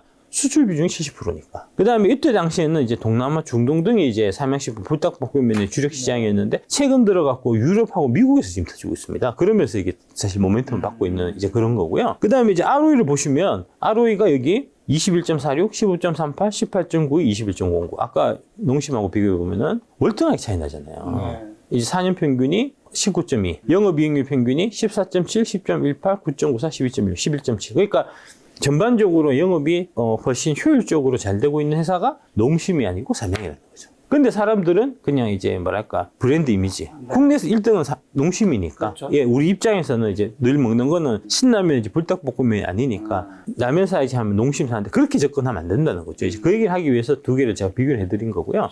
그 다음에 이제 이 보면은 ROE, 이익률, 성장률이 더 높은데 PER은 이때 당시에 삼양식품이 13.8, 농심이 12.4거든요. 크게 차이가 나니까. 당연히 여기는 삼양식품으로 들어가는 게 맞는 거죠. 그렇다면 지금 많이 올랐잖아요. 예. 지금 시점에서 삼양식품 사는 거는 이제는 또 별로 그렇게 추천하지 않으시겠네요. 그 밸류에이션을 한번 해서 이제 봐야 되겠죠. 밸류에이션은 제가 다시 한번 해봤습니다. 예, 삼양식품 간략한 밸류에이션이십니다. 이게 이제 지금 아까 보여드렸던 이게 58만 5천 원, 여기 58만 5천 원에 어떤 가정이 들으냐 하면은 매출액 성장률이 25%. 앞으로 3년 뒤에. 그러니까 3년 뒤에 미래 예측하는 거예요. 3년 뒤에 미래 예측해서 3년 뒤에 EPS를 계산해서 그거를 거기다가 적정한 PR을 곱하면은 3년 뒤에 적정 주가가 나오는 거니까 그거를 기준으로 두고 판단하는 겁니다. 이때 제가 58만 5천 원 적정 주가 할 때는 이제 25% 성장. 그 다음에 영업이익률을 13%를 제가 준 거거든요. 왜 13%를 줬냐면은 여기 보시면은 이제 여기서 11.7이니까 아마 이제 조금 좀 이제 증가해서 한 13% 정도면은 적당하지 않겠나 이제 그렇게 이제 준 건데 지금 이제 삼양식품이 그 상한가 친 날 있잖아요. 그때 쳤을 때 왜 쳤냐면 갑자기 이익이 너무 많이 늘어났어요. 1월달에 왜 그런가 보니까 영업이익률이 21%가 나온 겁니다. 왜 영업이익률이 21% 나오는 거 보니까 지금 이제 우리나라에서 그 불닭볶음면이 대략 한 1,300원, 1,400원 이렇게 하거든요. 지금 미국에서는 그 불닭볶음면 3달러에 팔아요. 국내 가격이 3배로 파는데, 그런데 그게 지금 다 품절이에요. 차를 타고 그 카디비가 그 이제 미국에서 자기 유튜브에 그 불닭 챌린지 하면서 이게 대박이 터졌는데, 1시간 동안 운전해서 가서 불닭볶음면 사러 다닌다는 거잖아요. 미국 인구가 좀 많습니까? 지금 한 3억 3천인가 뭐 그렇잖아요. 거기 분부로 갖고 막 하면 지금 3달러도 없어서 못 파는데 그래서 지금 이제 마진율이 21%가 지금 나온 거고요.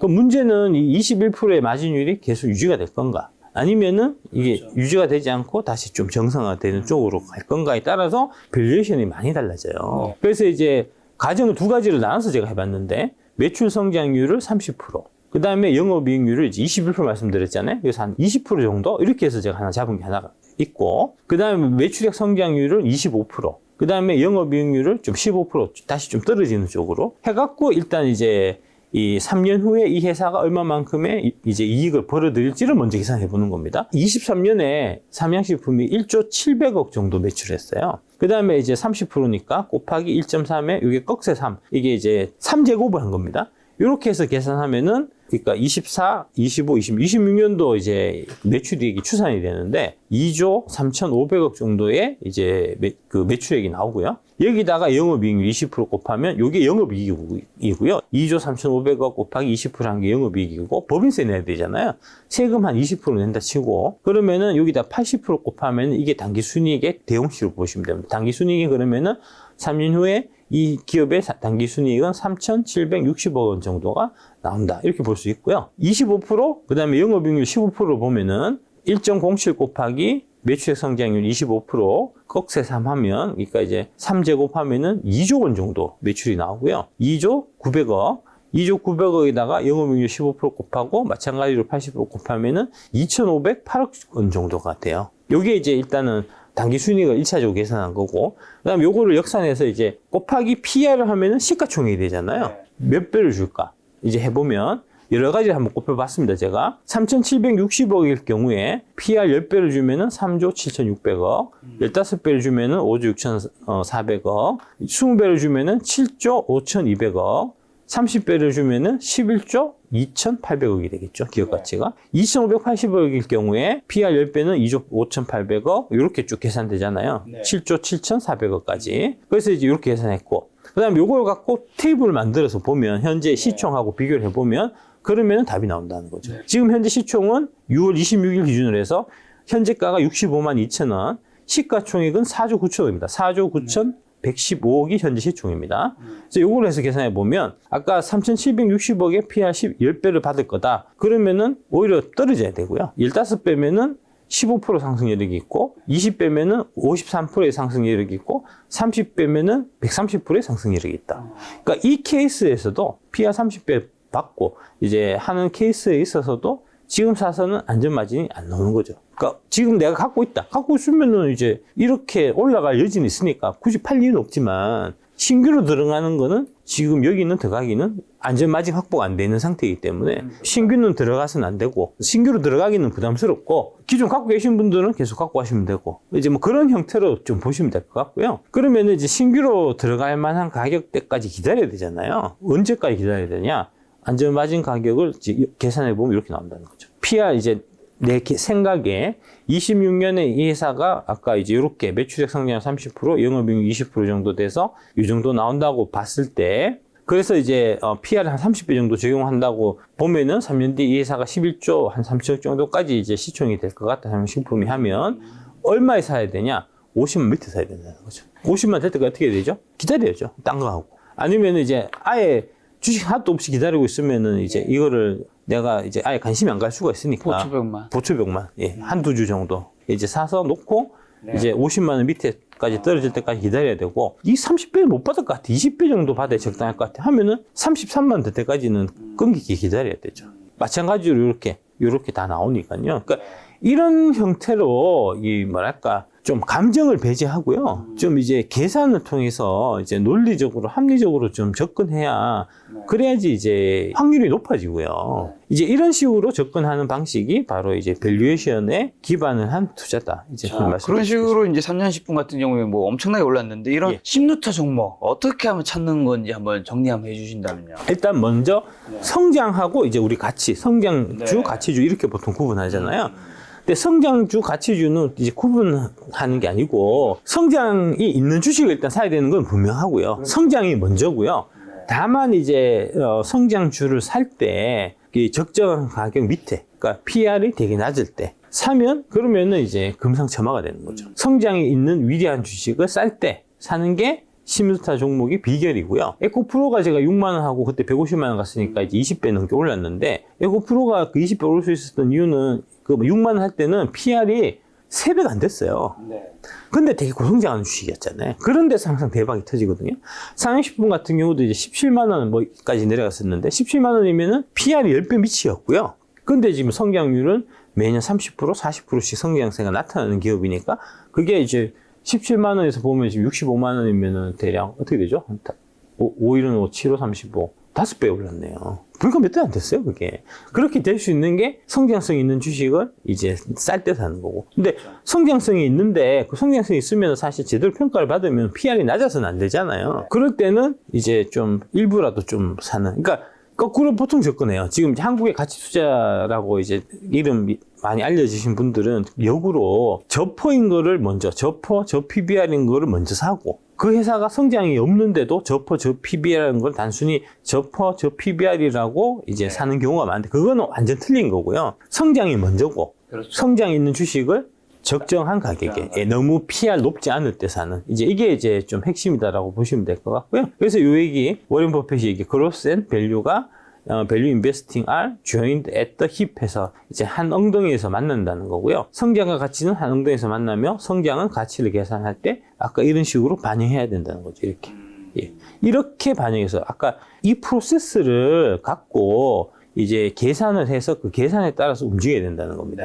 자, 그러면 이제 한때 95%나 하락했던 아마존이 굉장히 성장주였으니까 2000배 오른 사연 어떤 것들이 좀 있을까요? 그러니까 이제 성장이라고 할 때 좀 또 성장주 이렇게 많이 투자하시는 분들이 좀 오해하시는 게 뭐냐면 이제 좀 뭐랄까 느낌적인 성장, 막연한 SF적인 성장, 이제 이런 거를 좀 이제 좀 잘못 오해하시는 경우가 있는데 성장은 무엇의 성장이냐 하면은 EPS 성장해야 돼요. 그러니까 기업 이익이 성장하는 그렇죠. 정확하게 EPS 주당 순이익의 성장이 실제 성장이고요. 그러니까 이제 그런 성장을 그러니까 지금 현재는 이제 기업의 그러니까 주당 이익이 늘어나지 않는다고 하더라도 앞으로 미래에 이 기업의 주당 이익이 늘어날 수 있는 그런 이제 제반 작업, 선 작업 같은 거, 투자를 지금 이뤄질 수 있는 거거든요. 그러니까 무슨 얘기냐면은 지금 아까 말씀드렸던 이제 LG엔솔이 지금 미국에 공장을 크게 지고 있단 말입니다. 네. 공장을 지금 짓고 있는 과정에서는 감가상각비나 각종 그런 부담들 때문에 지금 현재는 이익이 안 나요. 이익이 안 나지만 이게 성장하지 않는 회사는 아니고 지금 탑라인 매출은 계속해서 증가하고 있고 나중에 공장이 완공되고 나면 그때 지금 투자했던 것들이 결실을 맺으면서 이제 EPS가 확 늘어날 거니까 그런 미래를 반영해서 현재로 땡겨와서 주가가 사실 움직이는 거거든요. 그런 관점에서 보면은 아마존이 이제 닷컴 버블 무렵에 여기 보시면 이게 이제 지금 이게 커져갖고 이게 얼마 안 되는 것처럼 보이지만 이게 50배 오른 겁니다. 처음에 이제 상승해서 97년 5월 15일 날 이제 그 아마존이 증시에 상장이 되는데 그 아마존이 증시 상장한 그때를 1달러로 놓고 보면 닷컴 버블 당시 5만 불까지 올랐으니까 이게 이제 1000달러로 놓고 1000달러에 상장했다라고 보고 99년 5월 15일 날까지 그 99년 닷컴 버블 당시 얼마까지 올랐냐 하면은 5만 달러까지 올랐으니까 1000달러가 5만 달러가 됐으니까 50배가 올랐고요. 그 다음에 닷컴 버블이 꺼졌어요. 왜 꺼졌냐? 이 닷컴 버블 당시 아마존이 이제 앞으로 이 회사가 막 성장해서 돈을 많이 벌 거라는 기대를 사람들이 다 갖고 있었지만 이제 닷컴 버블 지나고 2000년, 2021년 이렇게 되니까 이 인터넷 기업들이 돈을 아무도 못 버는 거예요. 아마존도 계속 적자가 누적되고 있었거든요. 그래서 사람들이 인터넷으로 책 팔고 하면 처음에는 돈 많이 벌 걸로 생각해서 주가가 미리 이제 미래를 선반영해서 이제 올랐는데 오르고 나서 보니까 영영 돈을 못 버는 거 아닐까 하는 그런 이제 회의감에 사로잡히면서 주가가 떨어지기 시작해서 이때 딱 95% 떨어졌습니다. 그래서 이제 50배 올랐던 게 2,500불까지 떨어진 거고요. 2.5배 상승으로 이 바닥 찍었을 때가 그런 형태가 이게 이제 한 2001년이니까 한 요게 한 이제 1년 6개월 뭐 좀 1년 한 조금 더 되는 기간 동안에 이제 바닥을 찍고 그 다음에 여기서부터 이제 서서히 쭉 상승해갖고 하다가 언제 이게 이 5만 불을 돌파를 했냐면은 이게 2010년경에 이 고점을 넘어서요. 요때 뭐가 생겼냐? 2007년, 2008년에 이제 모바일 혁명이 일어나면서 사람들이 이제 인터넷 쇼핑을 과거에는 이 PC로 하다가 모바일로 하게 된 겁니다. 그러니까 모바일로 하는 이 쇼핑이 되게 되니까 사람들이 훨씬 뭐랄까 접근성이 좋아졌어요. 과거에 이제 인터넷으로 좀 쇼핑하던 시절 가만히 생각해 보시면 그러면은 이제 일단 PC 켜갖고 부팅돼 갖고 이제 또 그 웹사이트 찾아가서 들어가갖고 가는데 한 2, 3분 걸리고 그 다음에 거기서 물건 찾아갖고 이제 주문하려고 하면은 공인인증서 넣어야 되고 이제 막 복잡하단 말입니다. 절차가. 맞아요. OTP 찾아와야 되고. 맞아요. 그래서 이제 귀찮으니까 차라리 옆에 집 근처 가서 이마트 가서 살래. 그렇게 가다가 모바일 혁명이 딱 터져갖고 휴대폰으로 이제 전자상거래를 할 수 있게 되니까 이거는 그냥 버튼 몇 번만 클릭하면은 바로 사지니까 그러면서 아마존이 실제로 이제 모바일 그 혁명 때부터 돈을 벌기 시작해서 이게 벌어서 드는 게 계속해서 늘어나니까 이게 쭉 올라서 이게 결국은 50만 불까지 올랐다는 겁니다. 그러니까 이제 50배 갔다가 2.5배 떨어졌다가 500배 올라간 거니까요. 그러니까 이 무렵부터 보면은 여기서 여기까지 200배 오른 거고요. 여기서부터 보면은 총 500배 오는 거죠. 그러면 닷컴 버블과 모바일 혁명은 좀 뭐가 달랐던 걸까요? 결국은 이제 첫 번째로 기업 이익으로 연결됐는가, 두 번째로 이제 소비자가 기업 이익으로 연결되려고 하면은 소비자가 지갑을 열어야 되니까, 그렇죠. 두 번째로 소비자가 지갑을 열게 했는가, 그리고 세 번째는 넓고 깊은 혜자를 가졌는가. 이 세 가지 요소죠. 그러니까 이제 이 결국은 장기적으로 보면 다 기업 이익의 함수예요. 이게 이제 그걸 명확하게 좀 보여주는 건데 이게 피델리티에서 나온 자료인데.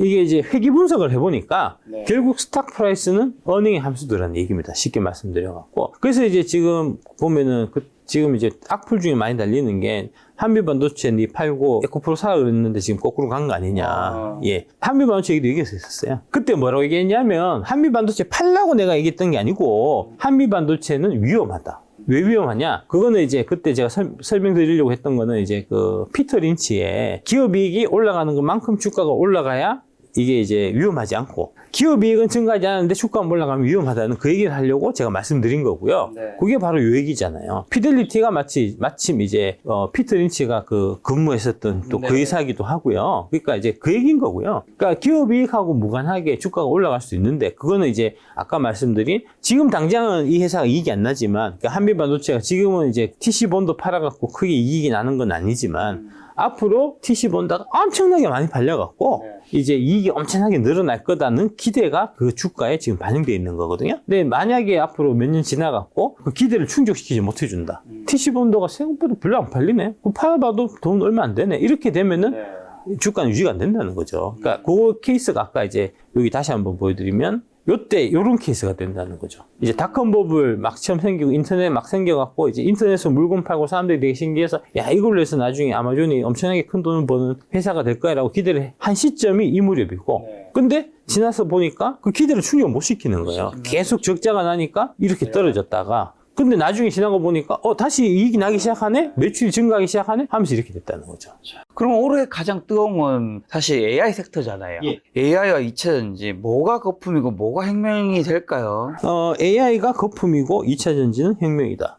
라고 보는 거고요. 네. 관점이 아까 처음에 기업 이익으로 연결됐나 소비자가 지갑을 열게 했나 넓고 깊은 혜자를 가졌는가라는 관점에서 보면 이거는 명확한 거죠. 그러니까 실제로 이제 AI 쪽 관련해서 지금 엔비디아 예, 엔비디아 말고는 지금 사실 돈 크게 벌고 있는 데가 없어요. 엔비디아 받아서 챗 GPT 하고 있는 오픈 AI는 계속해서 적자고요.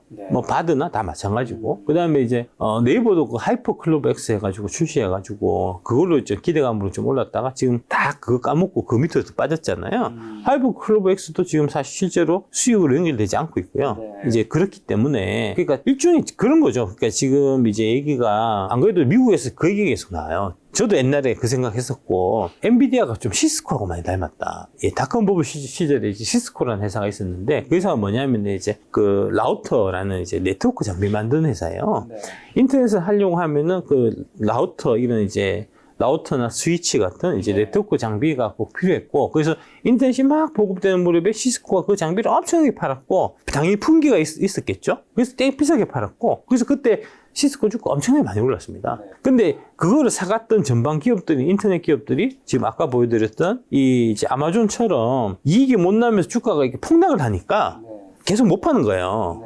그래서 이제 그게 반짝 특수로 끝나고 시스코가 그 이후에 주가가 작살이 났었는데 엔비디아도 좀 이제 그런 사례가 될 수 있지 않을까 하는 부분은 제가 봐서는 항상 좀 조심해야 될 것 같고요. 특히 많이 올랐으니까요. 근데 이제 거기에 그 엔비디아의 이제 GPU 칩에 들어가는 HBM 반도체를 납품하는 지금 하이닉스가 많이 올랐죠. 예, 엔비디아만큼 올랐고 그 다음에 그 이제 HBM 그 반도체를 만들 때 들어가는 장비입니다, 장비. 이거 장비는 한번 사면 5년, 10년 쓰는 거잖아요. 그러니까 이제 올해 매출 나갔다고 해서 내년 또 나간다는 보장도 없어요. 근데 이제 그 장비를 파는 한미반도체는 하이닉스나 엔비디아보다 오히려 더 많이 올랐으니까 좀 문제가 가격적인 좀 부담이 있다. 자, 그러면 거품입니다. 예, 거품입니다. 거품. 삼성전자 주식도 좀 안 좋게 얘기하셨잖아요. 지금도 삼성전자 주식 안 좋게 보시나요? 여전히 안 좋게 봅니다. 예. 요거 잠깐 말씀드릴게요. 2016년에 그때 이제 그 AI 붐이 처음 불 때 알파고하고 이제 이세돌하고 바둑해서 이기고 나면서 그 서점에 쫙 깔린 책이 뭐냐면은 앞으로 AI 때문에 사라질 직업 이런 거였어요. 이게 2015년 3월에 이제 영국 BBC에서 나온 거거든요. 앞으로 영국에서 일자리를 위협받는 직종 15개 해갖고 텔레마케터, 임용요원, 법률비서, 격리, 분류업무, 검표원, 판매원, 회계 관련자, 회계사, 보험사, 은행원, 회계 관련자, NGO 사무직, 지역 공무원, 도서관 사서 이런 사람들은 다 없어질 거다. 이게 총 종사주 수가 152만 7천 명이다. 이 사람들이 이제 이 직업 다 잃으면 그럼 어떻게 해야 되냐? 이 사람들한테 기본소득을 줘야 된다. 이런 얘기 막 하고 있었잖아요. 그런 얘기 있었죠. 예, 예. 이게 10년 전이에요. 2015년이니까 지금 9년 전이죠. 9년 동안에 여기 있는 직업 중에 사라진 거 있습니까? 없어요. 줄어든 것도 없다니까. 앞으로 10년 지나면 달라질까요? 저는 안 달라질 거라고 봐요. 그래서 AI는 저는 거품이라고 보는 거고요. 예, 예. 좀 오버하고 있다. 시장이 이제 AI 관련해서 되게 좀 오버하고 있다고 보고요. 그 다음에 삼성전자 쪽. 예. 삼성전자는 이제 뭐냐면 이 수율이 사실은 배터리 쪽도 중요하고 반도체 쪽도 마찬가지로 좀 핵심 경쟁력입니다. 삼성전자 같은 경우는 이제 그동안 성장 스토리를 보면 이제 그 공정, 미세 공정에 계속해서 남들보다 앞서가서 거기서 이제 격차를 벌리고 이제 미세 공정으로 가게 되면은 그 미세 공정에서 이제 수율을 잡는 부분이 되게 어려운데 그 부분들을 가장 빨리 이제 완성시킨 게 삼성전자였기 때문에 거기서 이제 격차를 계속해서 벌려온 그게 이제 삼성전자의 좀 핵심 기술력이었다라고 볼 수 있는데 그 부분에서 지금 문제가 생긴 겁니다. 예. 다음 장 한번 보시면 이게 이제 이 반도체 쪽에서 수율입니다. 이게 이제 웨이퍼고 웨이퍼에서 지금 여기에 까맣게 칠해 놓은 부분이 이게 불량품이에요. 이 불량품을 제거하면은 지금 이게 한 60% 수율 정도 되는 거고요. 요거는 한 30% 수율되는 이제 그런 거고 설계된 최대 칩수 중에서 실제 생산된 정상 칩수가 수율이다라고 보시면 되고 이게 23년 이게 이제 2월달 기사거든요. 여기 보면은 22년 지난 22년 2월에 스마트폰 갤럭시 S22에 자사의 모바일 AP 엑시노스 2200을 탑재를 했으나 결과적으로 미국 퀄컴의 스냅드래곤 8 반도체로 교체를 했는데 이 이유가 수율 때문이었다는 겁니다. 지금 이제 경쟁사 이게 파운드리 쪽에 수율 문제가 지금 계속해서 얘기가 되고 있는데 그렇죠. 예, TSMC에서 밀리는 게 이 수율 때문이거든요. 경쟁사의 TSMC가 4나노 공정에서 70에서 80% 수율인데 삼성은 50%대라. 옛날에는 반대였어요. 그래서 삼성은 7, 80%고 일본 회사는 50%고 그래서 일본 회사들이 뭐 히타치나 이런 애들이 다 문 닫게 만들었던 게 그건데 그 똑같은 현상이 지금 역으로 지금 예, 벌어지고 있다는 거고요. 이게 이제 작년 기사였고 어제 이 기사가 있었잖아요. 2월 26일 날 삼성전자 반도체 파운드리 공정에서 결함 발생했다. 예. 파운드리 부분에 지금 수율에 영향을 미치는 차질이 발생한 거다. 파운드리 부분에 지금 수율 문제가 지금 계속해서 22년부터 지금 얘기가 나오고 있는 게 지금 2년이 지났는데도 지금 아직까지 안 잡히고 있는 거예요. 그래서 이게 지금 뭐랄까 삼성전자의 좀 핵심 경쟁력이 있어서 지금 문제가 있는 사항이 아닌가 싶습니다. 그러니까 원래 삼성전자는 최격차가 있는 기업이 있는데 그렇죠. 최격차가 지금 다 메워져 있는 상태라는 거죠. 뭐 아까 HBM 관련해서는 지금 하이닉스한테 지금 밀리고 있고 파운드리 관련해서는 이제 TSMC에 밀리고 있는 거니까. 예. 자, 이제 2차 전지 여쭤보려고 하는데, 이 전기차 판매가 좀 둔화된 것 같은데, 전기차 시장 성장률이 일단은 좀 둔화된, 떨어진 이유는 좀 뭔가요? 신차가 좀 없었던 거고요. 그러니까 이제 좀 뭐랄까 매력적인 이제 이런 부분들이 좀 이제 없었던 거고. 작년 이맘때부터 얘기 나왔던 게 이제 좀 저가형 차량. 그러니까 초기 이제 얼리 어답터는 다 샀으니까 다음으로 이제 머조리티인가 뭐 해서 뭐 이제 초기 수용자. 이제 다음 단계로 이제 넘어가야 되는데 거기는 이제 중요한 게 이제 가성비가 중요하기 때문에 얼리 어답터는 이제 좀 신기하고 이런 거면은 이제 좀 사고 그 다음 쪽으로 이제 이 초기 수용자 쪽으로 이제 넘어가려고 하면은 이제 가격 부분이 되게 좀 중요해지기 때문에 그래서 이제 저렴하게 만들려고 하면은 이제 저렴한 LFP 배터리를 써야 되고 이제 LFP 배터리를 만들면 그거는 중국이 한국보다 잘하니까 한국 배터리가 좀 위험하다 하는 얘기를 작년에 이제 여의도 2차전지 그 애널리스트들이 사실 많이 했었거든요. 근데 이제 지금 와서 보면은 그때 얘기했던 그 2차전지 담당 애널리스트들은 다 틀린 거고요. 지금 실제로 기아의 EV3가 이제 그런 형태로 되게 저렴한 이제 그 다수 대중을 이제 겨냥하고 나오는 모델인데 거기 들어가는 배터리가 그 한국의 NCM 배터리인 거잖아요. 그러니까 지금 여기도 보면은 이제 뭐 EX3 뭐 이런 거 그다음에 볼보 쪽에서 나오고 있는 이제 볼보 차량일 겁니다. 저거 전기차 저런 것들이 다 이제 저렴한 볼륨형 전기차인데 지금 탑재되고 있는 이제 배터리는 다 LFP 아니고 다 NCM이거든요. 그러니까 NCM이 결코 LFP 이런 거 3원계가 LFP 대비해갖고 비싸지 않다니까요. 네. 그 작년부터 제가 조금 말씀 많이 드렸던 거고, 실제로 이제 그런 식으로 지금 다시 되면서 올해 하반기에 다양한 신차들이 이제 많이 대기하고 있고, 일단 아까 말씀드렸던 이제 볼륨 모델부터 해서 이제 프리미엄까지 다양한 차종이 지금 출시될 예정이고, 뭐 EV3부터 해서 지금 전체적으로 그 소비자들의 좀 구매 욕구를 지금 좀 많이 좀 자극하고 있는 그런 상태이기 때문에 결국 전기차가 잘 팔리게 되면 나머지 모든 문제들은 다 이제 자연스럽게 다 해결될 거니까요. 이제 그런 전기차가 좀 안 팔린 거 외에도 배터리주가 지난 1년 동안 정말 많이 떨어졌단 말이죠. 하락의 가장 큰 이유는 좀 어떤 것들이 또 있을까요? 공매도 많이 쳐나갔고요. 네. 예, 작년에 이제 7월달 이때 그때 많이 올랐을 때 에코프로 BM 해갖고 토탈에서 이제 1조 6천억을 이제 손해를 봤는데 그 롱숏이 1조 6천억씩 손해 본 적이 역사가 없어요. 역사가. 이제 사모펀드 도입되고 난 이후에 롱숏 사모펀드 도입되고 난 이후에 매년 걔들이 따박따박 이제 이 뭐랄까 이제 돈을 벌어갔었는데 작년에 한번 크게 터진 거예요. 그 에코프로 BM 딱 두 종목에서. 예, 그래서 이제 그것 때문에 이제 저를 죽이려고 되게 이를 갈고 있고 지금 에코프로비엠 특히 딱 겨냥해서 관련해갖고 막 좀 이상한 리포트 나오는 것도 다 사실 다 같은 맥락이고요. 그런 좀 이해관계 때문에 아까 말씀드렸던 이제 LFP가 대세가 되면은 에코프로비엠이 하고 있는 이제 삼원계 양극재 이런 거는 이제 별볼이 없어지니까 이제 그래서 사실과는 전혀 맞지 않는 그런 얘기들을 여의도 애널리스트라는 사람들이 막 떠들고 다녔던 거고요. 지금 와서 보니까 그때 얘기했던 거 다 거짓말이었던 거고요. 지금은 또 어떤 거짓말 하고 다니냐면은 이제 트럼프가 당선되면은 전기차 안 할 거다. 이제 IRA 다 폐지할 거다든지. 그 다음에 이제 유럽에서 지금 이제 극우 정당들이 득세를 해갖고 2035년 되면 유럽은 100% 다 전기차로 가는 걸로 지금 결정돼 있잖아요. 이거 뒤집을 거다. 라고 얘기하는 이런 것들이 생구라고 진짜 말 같지도 않은 얘기인데 그런 것들을 이제 언론이나 애널리스트들이 막 집중적으로 때리면서 또 이제 거기다가 이제 공매도 같이 이제 섞어갖고 인위적으로 주가를 막 떨어뜨리니까 주가가 떨어지면서 그런 뉴스들이 나오니까 그런 뉴스들이 말 같지도 않은 뉴스들인데 좀 말 같게 들리는 좀 그러면서 이제 뭐랄까 투자자들도 좀 이제 거기에 좀 부안해동하고 이제 뭐 그런 것들이 다 좀 복합적으로 작용되고 있다고 봐야 되겠죠. 전기차 시장이 어쨌든 수요 둔화가 배터리 업계도 공장 뭐 가동식이라든가 가동률 조정의 속도에 영향을 주고 있지 않나요? 한 2, 3분기에 좀 영향이 있었죠. 유럽 쪽에. 예, 있었습니다. 예. 근데 이제 그런 부분들이 지금 이제 하반기 신차가 나오면서 이제 자연스럽게 그 해소되는 이제 구도로 가겠죠. 하반기 신차 나오시면서 전기차 판매가 좀 다시 좋아진다고 보시는 것 같네요. 암만 해도 좀 그렇지 않을까 싶어요. 지금 이제 그러니까 그 분위기를 한번 좀 보시면 될 것 같은데 분위기 좋은 것 같습니다. 예, 분위기 좋은 것 같습니다. EV3 같은 경우가 보면 지금 기아에서 이제 내년에 EV3를 우리가 한 20만 대 팔아보자 이런 얘기를 하고 있는데 작년 한 해 동안에 이제 기아에서 판 전기차 총 판매 대수가 30만 대로 제가 기억하고 있거든요. 그러니까 단위 차종으로 20만 대를 한다는 거니까 거기가 애드가 된다는 거니까 그러면은 뭐 볼륨이 엄청 커지는 거잖아요. 근데 2차 전지 관련주들이 실제로 아까 전에 이제 작가님 중요하다 말씀하신 주식에서 이제 EPS, 예. 기업 이익 말씀해 주셨는데 실적이 굉장히 부진한 걸로 제가 들었는데 3년 뒤를 보셔야죠. 그러니까 분기 실적은 왔다 갔다 할 수 있어요.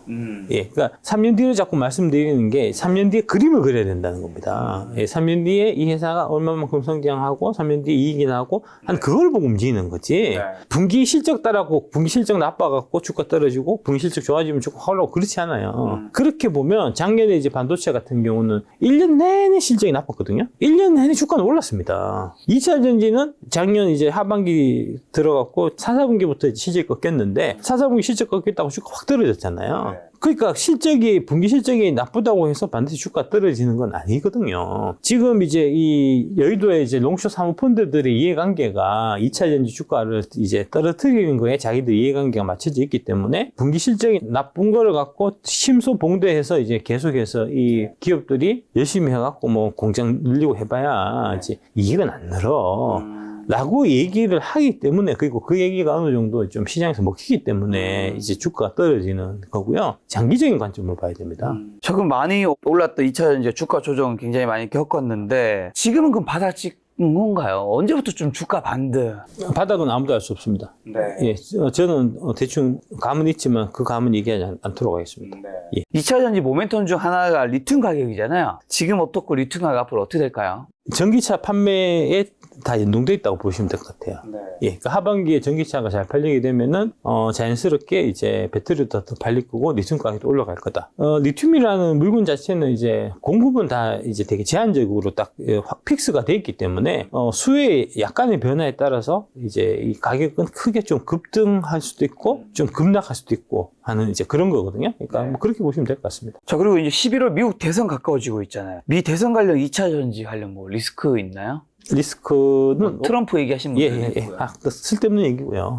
그러니까 그런 것들을 이제 최악의 경우를 이제 다 가정해서 얘기를 하는 건데 그것조차도 저는 실현 가능성이 없는 얘기예요. 트럼프가 당선돼 갖고 IRA 폐지한다 뭐 이런 얘기 지금 작년 가을부터 지금 계속해서 이제 나오고 있는데 그 직접 가서 우리가 다 물어보잖아요. 트럼프 당선되면은 IRA 폐지할 건가요? 가서 물어보면 아니라고 하거든요. 미국 사람들은 다 아니라고 하는데 한국 사람들만 자꾸 그런 얘기 하는 이유가 자체가 별도로 있는 거잖아요. 그걸 뭐 얘기할 이유가 뭐가 있습니까? 그 다음에 이제, 그런 거를 다 떠나갖고, 지금 여기 보시면 계속해서 지금 공장을 짓고 있거든요. 25년, 26년 이제 완공 목표로 해서 이제 지금 공장들을 이제 짓는 것들이 착착 진행되고 있는데, 그거부터 좀 먼저 보여드릴게요. 여기. 요렇게, LG 에너지 솔루션 북미 생산 공장 현황이 지금 이제, 그 자체 법인이 40기가, 53기가, 총 93기가. 그 다음에 이제 합작사가 이제 지금, 얼티엄 1공장 완공됐고요. 1공장 작년부터 돌고 있었고, 2공장이 최근에 완성돼갖고, 지금 이제 앞에 다시 넘어가실 것 같고, 요 얘기입니다. 지금 3월 달에 본격 가동으로 이게 2공장이 시작됐는데, 양산 한 달 만에 수율 90%를 달성했다는 거잖아요. 아까 이제 삼성전자 케이스도 마찬가지인데, 삼성전자 케이스는 수율을 잘 못 잡아가지고 지금 이제 곤란을 겪고 있는 거고, LG 같은 경우는 지금 이제 이게 배터리는 생산 공장을 이전을 하면은 거기에서 이제 이 바뀐 환경에 이제 공기나 물이나 수분이나 습도나 이제 다양한 요인에 따라 갖고 이제 차이가 생기기 때문에 그 수율 잡는 게 되게 어려운데 그 부분이 가장 좀 핵심적인 경쟁력이라고 할 수 있는데 이게 폴란드에 처음 공장 지을 때는 4년이 걸렸던 거를 지금 이제 이 얼티엄 2는 한 달 만에 90% 달성했다는 거잖아요. 이거 어마어마한 거거든요. 이제 그런 것들이 지금 나타나고 있고 그게 가능한 게 여기 보시면은 이게 이제 스마트 팩토리입니다, 이게. 이게 권영수 부회장이 LG 엔솔의 권영수 부회장이 이게 지금 제일 중요한데 이걸 하려면은 결국 우리가 스마트 팩토리로 가야 된다. 그래서 이제 이 스마트 팩토리 구축하는데 되게 심혈을 많이 기울였어요. 그게 지금 이제 그 효과를 나타내서 수율을 한 달 만에 수율 90%를 달성하는 지금 성과를 나타낸 거거든요. 그래서 이렇게 이제 미시간주 랜싱 뭐 쭉 해서 이게 그 다음에 혼다하고 40기가, 현대차하고 30기가, 스텔란티스하고 49기가 이렇게 해서 계속해서 생산 능력이 확충된다는 거잖아요. 이 생산 능력이 확충되면은 결국해서 매출이 늘어나고 이익이 증가할 거니까 주가는 올라갈 수밖에 없는 그런 거잖아요. 그러니까 이제 그렇게 보시면 될 것 같고요. 다음 요거 한번 보시면 여기에 지금 보이기가 나오는데 LG 엔솔이 지금 현재 미국 내 연산 60기가와트시 체제를 구축을 했고 이게 25년, 26년 되면은 300기가와트시가 되니까 이게 5배가 되는 거잖아요. 전기차 한 500만 대 탑재할 수 있는 배터리 생산이 시설이 되거든요. 이게 지금 여기 북미만 500만 대고 그 다음에 중국, 그 다음에 이제 유럽 쪽에 있는 공장까지 대략 합치면은 아마 7,800만 대 정도 될 겁니다. 26년 되면은. 800만 대라고 잡으면 800만 대에 대략 해서 이제 전기차 한 대당 배터리가 한 2천만 원 정도 보통 보시면 되거든요. 800만 대 2천만 원이면 얼마입니까? 160조거든요. LG 엔솔이 작년에 매출액이 33조였거든요. 그러면 이제 아까 160조라고 말씀드렸으니까 한 5배 정도 매출이 늘어나는 거죠. 3년 동안에. 어마어마한 성장성이 있는 거잖아요. 예. PR이 지금 높냐? 지금 현재 PR은 그렇게 높지 않아요. 지금 작년에 이제 EPS가 5,287원이었기 때문에 지금 33만 원이면 5, 6이 30, 한 60 정도 PR 되거든요. 이 정도면 비싸지 않아요. 그러니까 앞으로 이제 그 매출이 늘어나고 3년 뒤 이익이 증가할 걸로 보면은 지금은 이제 그러니까 성장성이 되게 높은 기업을 이제 적정한 수준 이하에 이제 지금 가치에서 사는 거니까 이제 그렇게 접근하시면 된다는 거죠. 미국이 또 중국 전기차 관세 높인다고 하는데 이게 한국에 미친 영향이 당연히 있겠죠?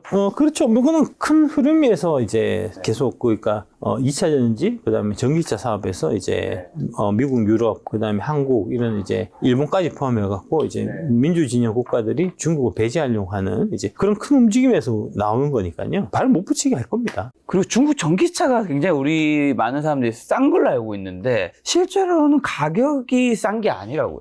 싸지 않습니다. 네. 그러니까 중국 전기차 싸다고 얘기하는 사람들 다 중국 돈 먹었. 싸서 진짜입니다. 뭐 경쟁력 있다 이런 얘기 있는데 그러니까 그렇지 않아요. 실제로는 그게 아니라고요. 예, 아닙니다. 예. 중국이 보조금 줘서 그렇고요. 중국 정부에서 이제 WTO 체제에서 금지되어 있는 보조금을 중국 전기차한테 이제 주기 때문에 그런 거고요. 그 주기 때문에 역으로 이제 유럽이나 미국에서 상계관세를 물리잖아요, 지금. 그래서 미국은 100% 때렸고 최근에 이제 유럽에서는 35에서 한 48% 정도 이제 세금 물린다는 거잖아요. 그렇게 물면 경쟁이 당연히 안 되겠죠. 자, 그리고 중국 배터리 성장 속도와 경쟁력은 그러면 걱정해야 되는 정도 수준은 아닌 건가요? 가소로운 수준이죠. 예, 기술력은 가소로운 수준이고 전혀 그럴 이유가 없고요. 근데 자꾸 그거를 얘기하는 게 결국은 대한민국 이제 언론이나 이제 정치권이나 뭐 이런 쪽에 중국 이 영향력이 지금 우리나라에 어마어마하게 침투됐기 때문에 그런 겁니다. 우스운 얘기입니다, 이거 진짜. 이 작년에 얘기했었잖아요. 작년에 그 여의도에 저 2000년 담당 애널리스트가 그 얘기 했었잖아요. LFP가 되게 저렴하고 앞으로 싸게 만들어야 되는데 그러면 LFP를 써야 되고 LFP는 이제 중국이 잘하니까 앞으로 중국이 잘 되고 우리가 좀 위기다. 이런 얘기 계속 했었다는 거잖아요. 1년 지나서 보면 그 얘기 다 틀린 얘기 아닙니까? 2년 전에는 그 여의도에서 어떤 얘기 했냐면 이제 테슬라가 4680 배터리 만들어갖고 이게 이제 되면은 한국 배터리 큰일 났다. 지금 정리한다니까요. 노스볼트 얘기도 이제 많이 나왔었는데, 노스볼트도 지금 그 BMW하고 계약했던 거 지금 폐기됐다는 거 아닙니까? 수를 못 잡아가지고. 확연해요. 이거는 진짜 명백한 거라니까. 대한민국 배터리 기술력이 이제 그 세계적으로 좀 압도적이라는 거는 이런 여지가 없는 겁니다. 이거는. 예. 조금 한국의 현대 기아차 전기차 판매는 지금 어떤 상황인가 잘하고 있나요? EV3가 지금 좀 돌풍을 좀 이제 불러일으키려고 하는 좀 그런 상황이고요. 네. 그다음에 좀 고무적인 거는 이제 그 미국 IRA 혜택을 계속 못 받고 있었는데 첫 번째는 미국이 현지 생산 공장이 없었고, 그다음에 이제 미국 현지에서 조달되는 배터리가 없었기 때문에 그래요. 근데 이제 그게 올해 4분기부터는 그 조지아의 이제 생산 라인이, 자동차 생산 라인이 전기차 전용 공장이 완공이 되고, 거기에 SK온 배터리가 납품이 되거든요. 미국 현지 공장에서. 그래서 이제, 그런 부분들이 이제, 그 미국 시장에서 현대기아차가 전기차 판매 속도를 빠르게 이제 증가하게 하는 이제 좀 그런 요소라서 괜찮을 것 같습니다. 그리고 배터리 공급 강이라는 이야기도 있는데 K배터리가 앞으로 훨씬 많이 필요한 이유랑 2차전지 빅뱅은 언제부터? 25년, 26년입니다. 25년, 26년이고, 예, 예. 먼저 계획을 하고, 그 계획에 따라서 여기는 다 움직이는 거예요. 그러니까 2020년이 되게 이제 전기차 쪽에서는 되게 좀 뭐랄까 큰 변화가 있었던 시기인데, 2020년에 그 한 해에 테슬라 주가가 진짜 엄청나게 많이 올랐습니다. 단 한 해 동안에. 그러면서 이제 그동안은 그 전 세계 자동차 회사들의 시총을 다 합친 것보다도 테슬라 한 종목의 시총이 더 커진 해가 2020년이고, 그렇게 되니까 이제 그동안에는 그 완성차 업체들이 전기차로 갈까 말까 계속 망설이다가 그 해에 다들 전기차로 가야 되겠다 라고 다 결정을 한 시점이 2020년이에요. 2020년 결정하고 그 다음에 전기차가 나오는데 뚝딱 나오는 게 아니고 5년 걸린다니까요. 그래서 2020년에 계획했던 게 지금 완공돼 갖고 시판되고 하는 게 25년, 26년 이렇게 되기 때문에, 그래서 전기차 빅뱅의 이제 첫 번째 한 고비가 되는 해가 25년, 26년이고 그때까지는 2차전지 한번 들고 와보자. 괜찮을 것 같다 라고 얘기하는데 지금 계속 딴소리 하는 거 아닙니까? 내가 샀는데 와, 너 왜 안 올라가냐? 네가 샀다가 올라가면 그 돈을 누가 못 벌겠냐? 자, 그럼 2차전지 업종 앞으로 나올 가장 좋은 호재랑 뉴스 뭐 어떤 게 좀 있을까요? 리튬 가격이 제일 좀 중요할 것 같습니다. 예, 예. 지금 이제 다시 85위안까지, 90위안 뭐 이렇게까지 온 것 같은데, 그 가격대가 이제 2월 달에도 그때가 바닥이었어요. 그때 바닥 치고 이제 120위안까지 갔다가 이제 다 슬슬 밀려갖고 지금 다시 이제 그 2월 달 그 가격까지 온 건데, 그 가격이 리튬 그 생산 원가, 그러니까 이제 업체에 따라서 생산 원가가 다른데, 이제 좀 생산 원가가 높은 리튬을 만드는 애들은 그 가격이 원가 밑에 가격입니다. 그래서 이제 아마 그 정도 되면은 대충 여기서 다시 한번 좀 이제 좀 공장을 놀린다든지, 이제 그 리튬 생산하는 그 뭐 줄어든다든지 이제 하는 그런 좀 공급 쪽에서 이제 조정하는 이런 게 있을 것 같고요. 이제 그렇게 되면 다시 또 올라가게 될 거니까, 그러면서 이제 그 하반기 쪽에 이제 전기차 팔리는 그 하고 같이 좀 맞물리면은 이제 리튬 가격이 올라가면 다른 문제는 다 자연스럽게 다 해결되니까, 예, 그렇게 보시면 될 것 같습니다. 자, 그럼 실적 측면에서 앞으로 좀 증가폭이 크다고 보는 2차전지 아닌 섹터는 좀 어떤 쪽일까요? 밸류에이션 관점에서 보면 저희 배터리시 8대 종목 중에서 이제 에코프로, 에코프로비엠, LG화학, 포스코 홀딩스 이렇게 네 종목이 제일 좀 저렴한 편입니다. 에코프로, 코피비엠, 포스코 홀딩스, LG화학. LG화학이 예, 제일 그 네 종목이 제일 저렴한 그 하게 계산 결과 이제 그렇게 나오고요. 실제로 제가 그 네 종목 제일 많이 갖고 있습니다. 그럼 이제 말씀하신 이제 2차전지 괜찮다고 보신 8개 종목 여쭤보면, 에코프로는 에코프로 BM 1분기 실적은 어떻고 2분기 실적은 어떻게 좀 나올까요? 그런 거 너무 좀 세세하게 사실 볼 필요가 없고요. 이제 지금이 중요한 게 아니고 이제 미래가 중요한 거니까요. 26년에 이제 그 완공되는 캐파에 맞춰가지고 지금도 열심히 다 정설하고 이제 공장 짓고 다 하고 있거든요. 그러니까 그런 문제가 있는 것 같아요. 지금 이제 매일매일 죽고 움직이는 거에 자꾸 내가 이제 마음이 흔들리고 그렇죠. 예, 예. 내가 갖고 있는 주식은 매일매일 좀 올랐으면 싶으니까. 그렇죠. 이제 그런 마음 때문에 자꾸 이제 이게 바닥이 언제냐, 1, 4분기 실적하고 2, 4분기 실적 비교해서 보면 어떻고, 3, 4분기 실적은 좋아질 거 아니야. 이런 거 자꾸 물어보는데, 좀 무의미한 좀 질문들 같아요. 예, 좀 그렇습니다. 너무 분기 실적이 너무 예, 집착이 예, 많이 예, 돼요. 예, 예. 그럼 에코프로, BM인 에코프로 같은 경우 주가 상승을 이어질 만한 뭐 특별한 다른 호재가 있나요? 그러니까 내가 언제부터 올랐으면 자꾸 그 생각을 지금 하는 거잖아요. 네네네. 그러니까 좀 그런 생각 안 했으면 좋겠습니다. 때 되면 모르겠죠. 나. 예. 3년 지나서 열어보면 되는데, 진짜 3년 지나서 열어보라고 내가 그렇게 얘기를 해도 내 말을 듣지도 않고, 자꾸 왜 내 탓하는 진짜 이해를 못하겠습니다. 난 그렇게 얘기한 적이 없다니까. 네가 사고 난 다음부터 계속해서 이 8대 종목이 올라갈 거야라고 내 얘기한 적이 한 번도 없다고. 근데 왜 네 마음대로 이제 그 말을 왜곡해갖고, 네 좋을 대로 받아들이고, 네가 사면은 당장 올라갈 것처럼 얘기해서 하는데 왜 안 올라가냐? 라고 따지면 어쩌자는 겁니까? 내가 그렇게 말한 적이 없는데. 그런 얘기를 좀 하고. 포스코 그룹 같은 경우는 직접 리튬을 개발하고 있는 걸로 아는데, 예. 어떻게, 현재 진상 어떤가요? 잘 하고 있고요. 예. 하반기부터 이제 드디어 음브레 뭐 이루트 쪽에 리튬 나온다고 하더라고요. 네. 이제 그런 부분도 이제 숫자 찍힐 거니까. 네. 이제 뭐 그러면 좀, 당연히 반응이 있겠죠. 그 다음에 이제 최근에 얘기 나온 게 이제 칠레 쪽에 추가 염호를 인수를 한다는 얘기가 지금 나오고 있어요. 예, 예, 뭐 그런 부분이 있으면 이제 매출이 또 더 증가할 수 있는 부분이 있으니까 이제 그런 부분도 좋을 것 같습니다. 예. 저 늘 말씀하신 8개가 배터리에서 LG 솔루션과 SK 이노베이션이고, 그 다음에 작지만 강압의 나노 신소재, 양극재에서 에코프로 비행과 LG화학과 포스코비체, 원자재에서 에코프로와 포스코홀딩스인데, 근데 아까 말씀하신 게 에코프로와 에코프로 비행, 포스코홀딩스, LG화학이 지금 좋게 보신다 했는데, 지금 이 4개를 더 좋게 보시는 이유가 있나요? 밸류에이션 해보면 이게 상승력이 더 크게 나와서 그래요. 딴 이유는 없고요. 예, 예. 상승 여력이 더 커서. 예. 혹시나 그러면 이 8개 종목 중에서 이제 어쨌든 작가님의 생각이 시간이 지남에 따라서 어떤 종목들은 더 플러스 될 수 있고 어떤 종목은 마이너스 될 수 있잖아요. 지금 2024년 지금 6월 말인 시점이 지금 이제 2차전지 관련해서 방송만 벌써 6월 22일에 했으니까 2년 동안 하셨잖아요. 이 중에서 이제 이 기업은 여기서 좀 빠질 때가 된 것 같다. 뭐 이런 거는 있나요? 없습니다. 8개는 그대로. 예, 그대로입니다. 예. 그대로인 거야. 예. 그러면 지난 1년 동안 이제 작년 하반기, 올해 상반기 2차전지가 쭉 빠졌잖아요. 그 조정 구간에서 작가님은 주식을 더 사셨나요? 더 샀죠. 예, 예. 계속 샀죠. 어떤 거, 8개 중에서 어떤 걸 더 사셨나요? 그때 조금씩 이제 다르고요. 달랐는데, 이제 아까 말씀드린 이제, 그러니까, 에코프로. 예, 그런 좀 이제 이 상대적인 좀 매력도 같은 것들을 이제 평가를 해서 상대적으로 이제 매력이 더 있는 주식을 이제 더 사고, 뭐 그런 형태로. 관련된 거는 제가 책을 다시 한번 쓰려고 하니까 이제 그거 한번 좀 참고하시면 좋을 것 같습니다. 이번에도 이렇게 이제 밸류에이션 아니면 10배 주식 보인다 책을 내셨는데, 예. 뭐 요런 책을 내서 어쨌든 인쇄든 아니면 뭐 외부의 강연이든 수익은 조금씩이라도 계속 더 들어오잖아요. 그렇습니다. 그럼 현금 생길 때마다 2차전지 8개 지금 앞으로도 더 살 계획이신가요?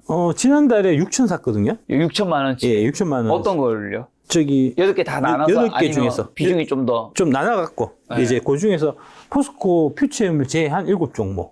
예, 포스코 퓨처엠 없습니다. 제가 8개 중에서. 현재도 없으세요? 현재도 없습니다. 예. 왜 안 사세요? 예, 포스코 홀딩스 대신 갖고 있으니까. 포스코에서 예. 갖고 있으니까. 예, 뭐 그렇고요. 뭐 그때그때 상황에 따라 조금씩 좀 다르니까. 예, 예. 근데 그러면 포스코홀딩스와 포스코 퓨처엠과 에코프로와 에코프로 BM의 관계가 지주와 지주사 그런 거에 좀 비슷하지 않나요?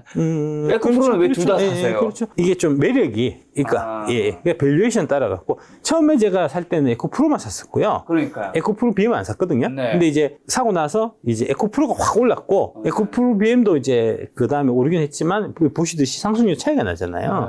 그러니까 이제 요때를 보면 이걸 왕창 사야 되는 거고, 이건 안 사야 되는 거지만, 이때를 상황에 보면은 이게 또 달라지는 거니까, 그러니까 가격에 따라갖고, 이제 얘기가 다른 거니까. 예, 예. 그러면 2023년은 에코프로의 해였죠. 이제 남은 이제 말씀하신 2025년까지 3년을 봐야 한다 하셨으니까 25년까지는 어떤 주식이 2차전지 끌어갈까요? 아까 말씀드린 4개일 것 같습니다. 에코프로 BM, 포스코홀딩스, LG화학. 예. 하반기 쪽 LG화학을 좀 눈여겨보시라는 말씀 좀 드리고 싶습니다. 하반기 LG화학을 더 눈여겨봐야 하는데 왜요? 이게 ELS하고 관계가 있어요. ELS. 투스타 ELS 이런 거 있으면 그거 이제 만기될 때 주가를 인위적으로 좀 찍어 눌러요. 그래야지 이제 이 ELS 발행했던 이제 홍콩 애들, 이제 싱가포르 애들이 돈을 많이 남기거든요. 지금 LG화학이 올해 계속해서 이제 3년 전에, 옛날 3년 전에 이제 그 90만 원, 100만 원 했을 때 LG화학 그 투스타 ELS를 많이 발행했습니다. 그게 지금 올해 만기가 지금 속속 토래하고 있는데, 그러니까 50만 원 밑이면 걔들이 돈을 다 벌어요. 지금 35만 천 원이잖아요? 그럼 다 벌고 있거든요. 그러니까 그래서 좀 인위적으로 좀 LG화학은 좀 찍어 누르는 느낌이 있어요. 찍어 누르고 그게 끝나고 나면 그 다음에 좀 튀어오르는 게 있거든요. LG화학이 좀 그렇고, 그때 또 많이 발행했었던 게 이제 이마트, 그 3년 전에 네이버, 이제 이런 주식들이에요. 그러니까 그것도 같이 한번 좀 유심히 보시면 좀 투자의 아이디어가 되지 않겠나 싶습니다. 이마트랑 네이버. 예. 이 두 종목 도 앞으로 좋게 본다는 의미인 건가요? 그러니까 한번 튀어오를 수 있는 여지가 있는 거죠. 왜요? 아니, 그러니까 그런 이제 ELS 찍어 누르고 나서 끝나고 나면 인위적으로 찍어 누르면 반대급부로 튀어오르거든요. 자, 지금 2차전지 주식에 물려있는 투자자분들 굉장히 많이 힘들어 하실 텐데, 그럼 이분들은 좀 어떻게. 파십시오. 빨리 팔고 떠나십시오. 징징거리지 말고 빨리 팔고 떠나요. 그런 식으로 주식 해갖고 안 되니까 그럼 빨리 팔고 떠나십시오. 예. 근데 만약에 조금 이제 진짜 투자자로서 접근을 잘 할 수 있는 분이라면 지금 이런 상황에서 이제 다시 좀 더 사면서 사 모아 가야 되겠네요. 이 책 사서 공부하시고요. 예, 이제 자기 주관 세워갖고 하십시오. 이거 얘기하면 나중에 또 네가 물 타라해서 물 타는데 왜 안 올라가냐. 이 댓글 달기 뻔하기 때문에 그냥 팔고 떠나요. 우리 관계 끊읍시다. 피곤합니다. 서로 피곤하니까. 예. 몰랐던 사이인 걸로 합시다. 주식과 현금 비중 이런 거 좀 어느 정도 유지해 가야 될까요? 왜냐하면 뭐 떨어졌을 때서 사 모으려면 현금이라는 또 종목이 있어야 되는 거기도 하잖아요. 그 증권 계좌의 한 10%에서 한 30% 정도 사이를 항상 좀 현금을 유지하려고 좀 노력하셔야 돼요. 그러니까 이제 우리나라 사람 진짜 예수는 못 놔두겠더라고요. 이게 예수만 습관이에요, 습관. 예, 습관에서 그렇거든요. 그거는 습관을 들여야 되니까.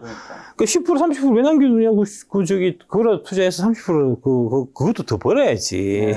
보통 그렇게 생각하거든요. 그 30% 남겨놔야, 아까 이제 제가 삼양식품을 내가 좋게 보는데, 타이밍 한 놓쳤단 말입니다.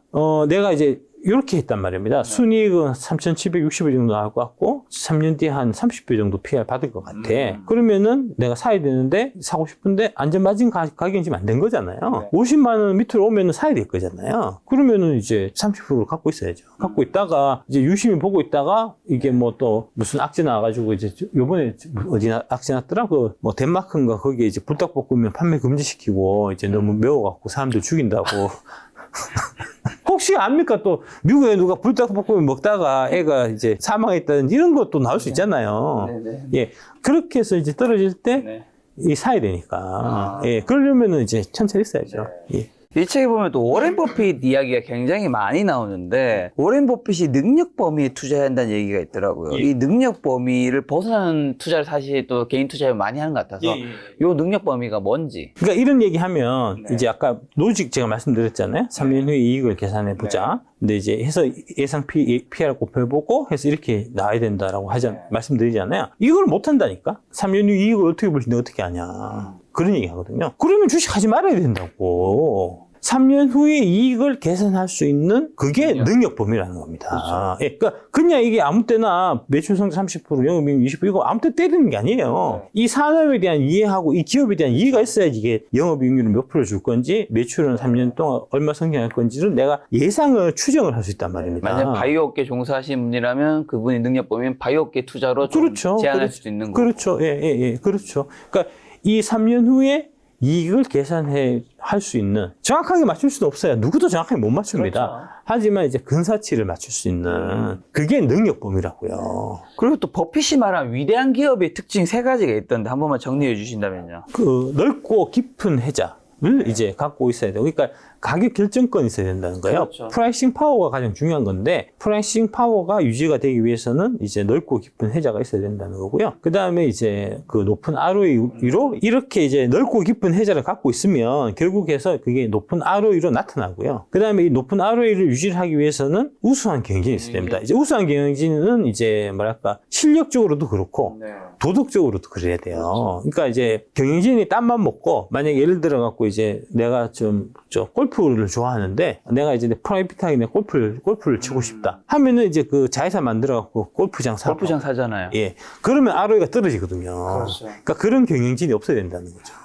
그리고 또 책에서 이런 문장이 있대요. 프리드먼은 야푸섬의 돌 화폐 이야기를 들려준 뒤 가치는 사회적 믿음에서 나온다라고 결론 지었다. 돌이든 금이든 종이나 통장의 숫자는 비트코인 화폐의 형태는 허상에 불과하고 사회적 믿음이 가치의 본질이라는 것인데 예. 그러니까 가치는 사회적 믿음이 결정한다라는 얘기라는 문장에서 비트코인 얘기 나와서 제가 예. 한 번도 안 여쭤봤었지만 예. 작가님은 그 비트코인이라는 이 자산에 대해서 어떻게 생각하시는지 궁금하더라고요. 그러니까 이제 이 사회적 믿음이라는. 사실 믿음이 사실은 어느 정도 만들어지고 있긴 하잖아요. 그렇죠. 그거 그렇죠. 궁금해요. 어떻게 생각하시는지. 사회적 믿음이 더 강화되면은 비트코인의 가격은 또 올라갈 거고, 네. 사회적 믿음이 약화되면은 비트코인의 가격은 떨어지겠죠. 네. 그러니까 이제 이런 본질 가치, 그러니까 비트코인이라는 것 자체가 이제 그러니까 기업하고 주식하고는 달라서 주식이라는 거는 이제 뒤에 기업이 있고 기업이 매년 벌어들이는 이익이라는 이제 본질 가치라고 할 수 있는 부분이 있지만, 그러니까 객관적 가치라고 할 수 있는 부분이 있지만 이제 이 비트코인은 객관적 가치는 없고 오로지 주관적 가치잖아요. 네. 그러니까 그 주관적 가치, 비트코인에 대해서 사람들의 이제 뭐랄까 사회적인 믿음이 덜 생길지에 대한 판단이 중요하겠네요. 예, 판단. 그 판단에 따라서 이제 결정되겠죠.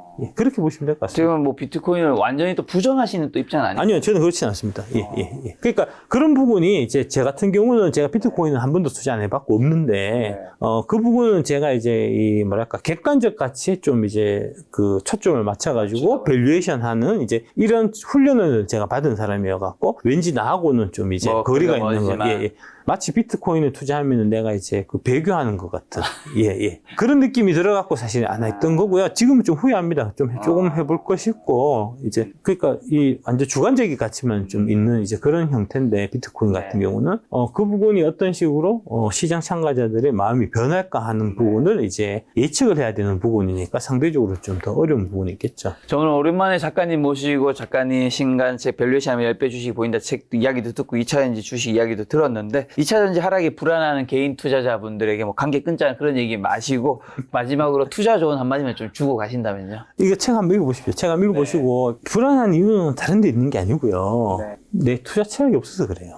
투자 철학이 정립된 상태에서 이제 투자를 하면 그러면은 이제 사실은 주가 막 올라갈 때도 그렇게 막 들뜨지 않고요. 주가 막 떨어질 때도 막 그렇게 침울하지 않아요. 감정적인 동요가 되게 심한 거는 이제 투자 철학의 정립 없이 그냥 좀 남들이 주식 투자하면 돈 좀 벌었다더라. 나도 좀 돈 좀 쉬운 돈 좀 벌어보자 하는 그런 좀 얄팍한 마음을 갖고 이게 처음 주식을 시작해서 그래서 그런 거고요. 하여튼 뭐 그렇습니다. 책 좀 읽어보고 좀 공부 좀 해요 진짜. 아니 내가 얘기하는 거를 말이 무슨 뜻인지는 그 정도는 좀 알아들을 수 있는 정도의 좀 기본 소양은 좀 갖춰야 될 거 아닙니까? 엉뚱한 생각하고 있다니까. 내가 얘기한 거하고 전혀 다른 엉뚱한 자기 생각을 하고 있다니까 지금.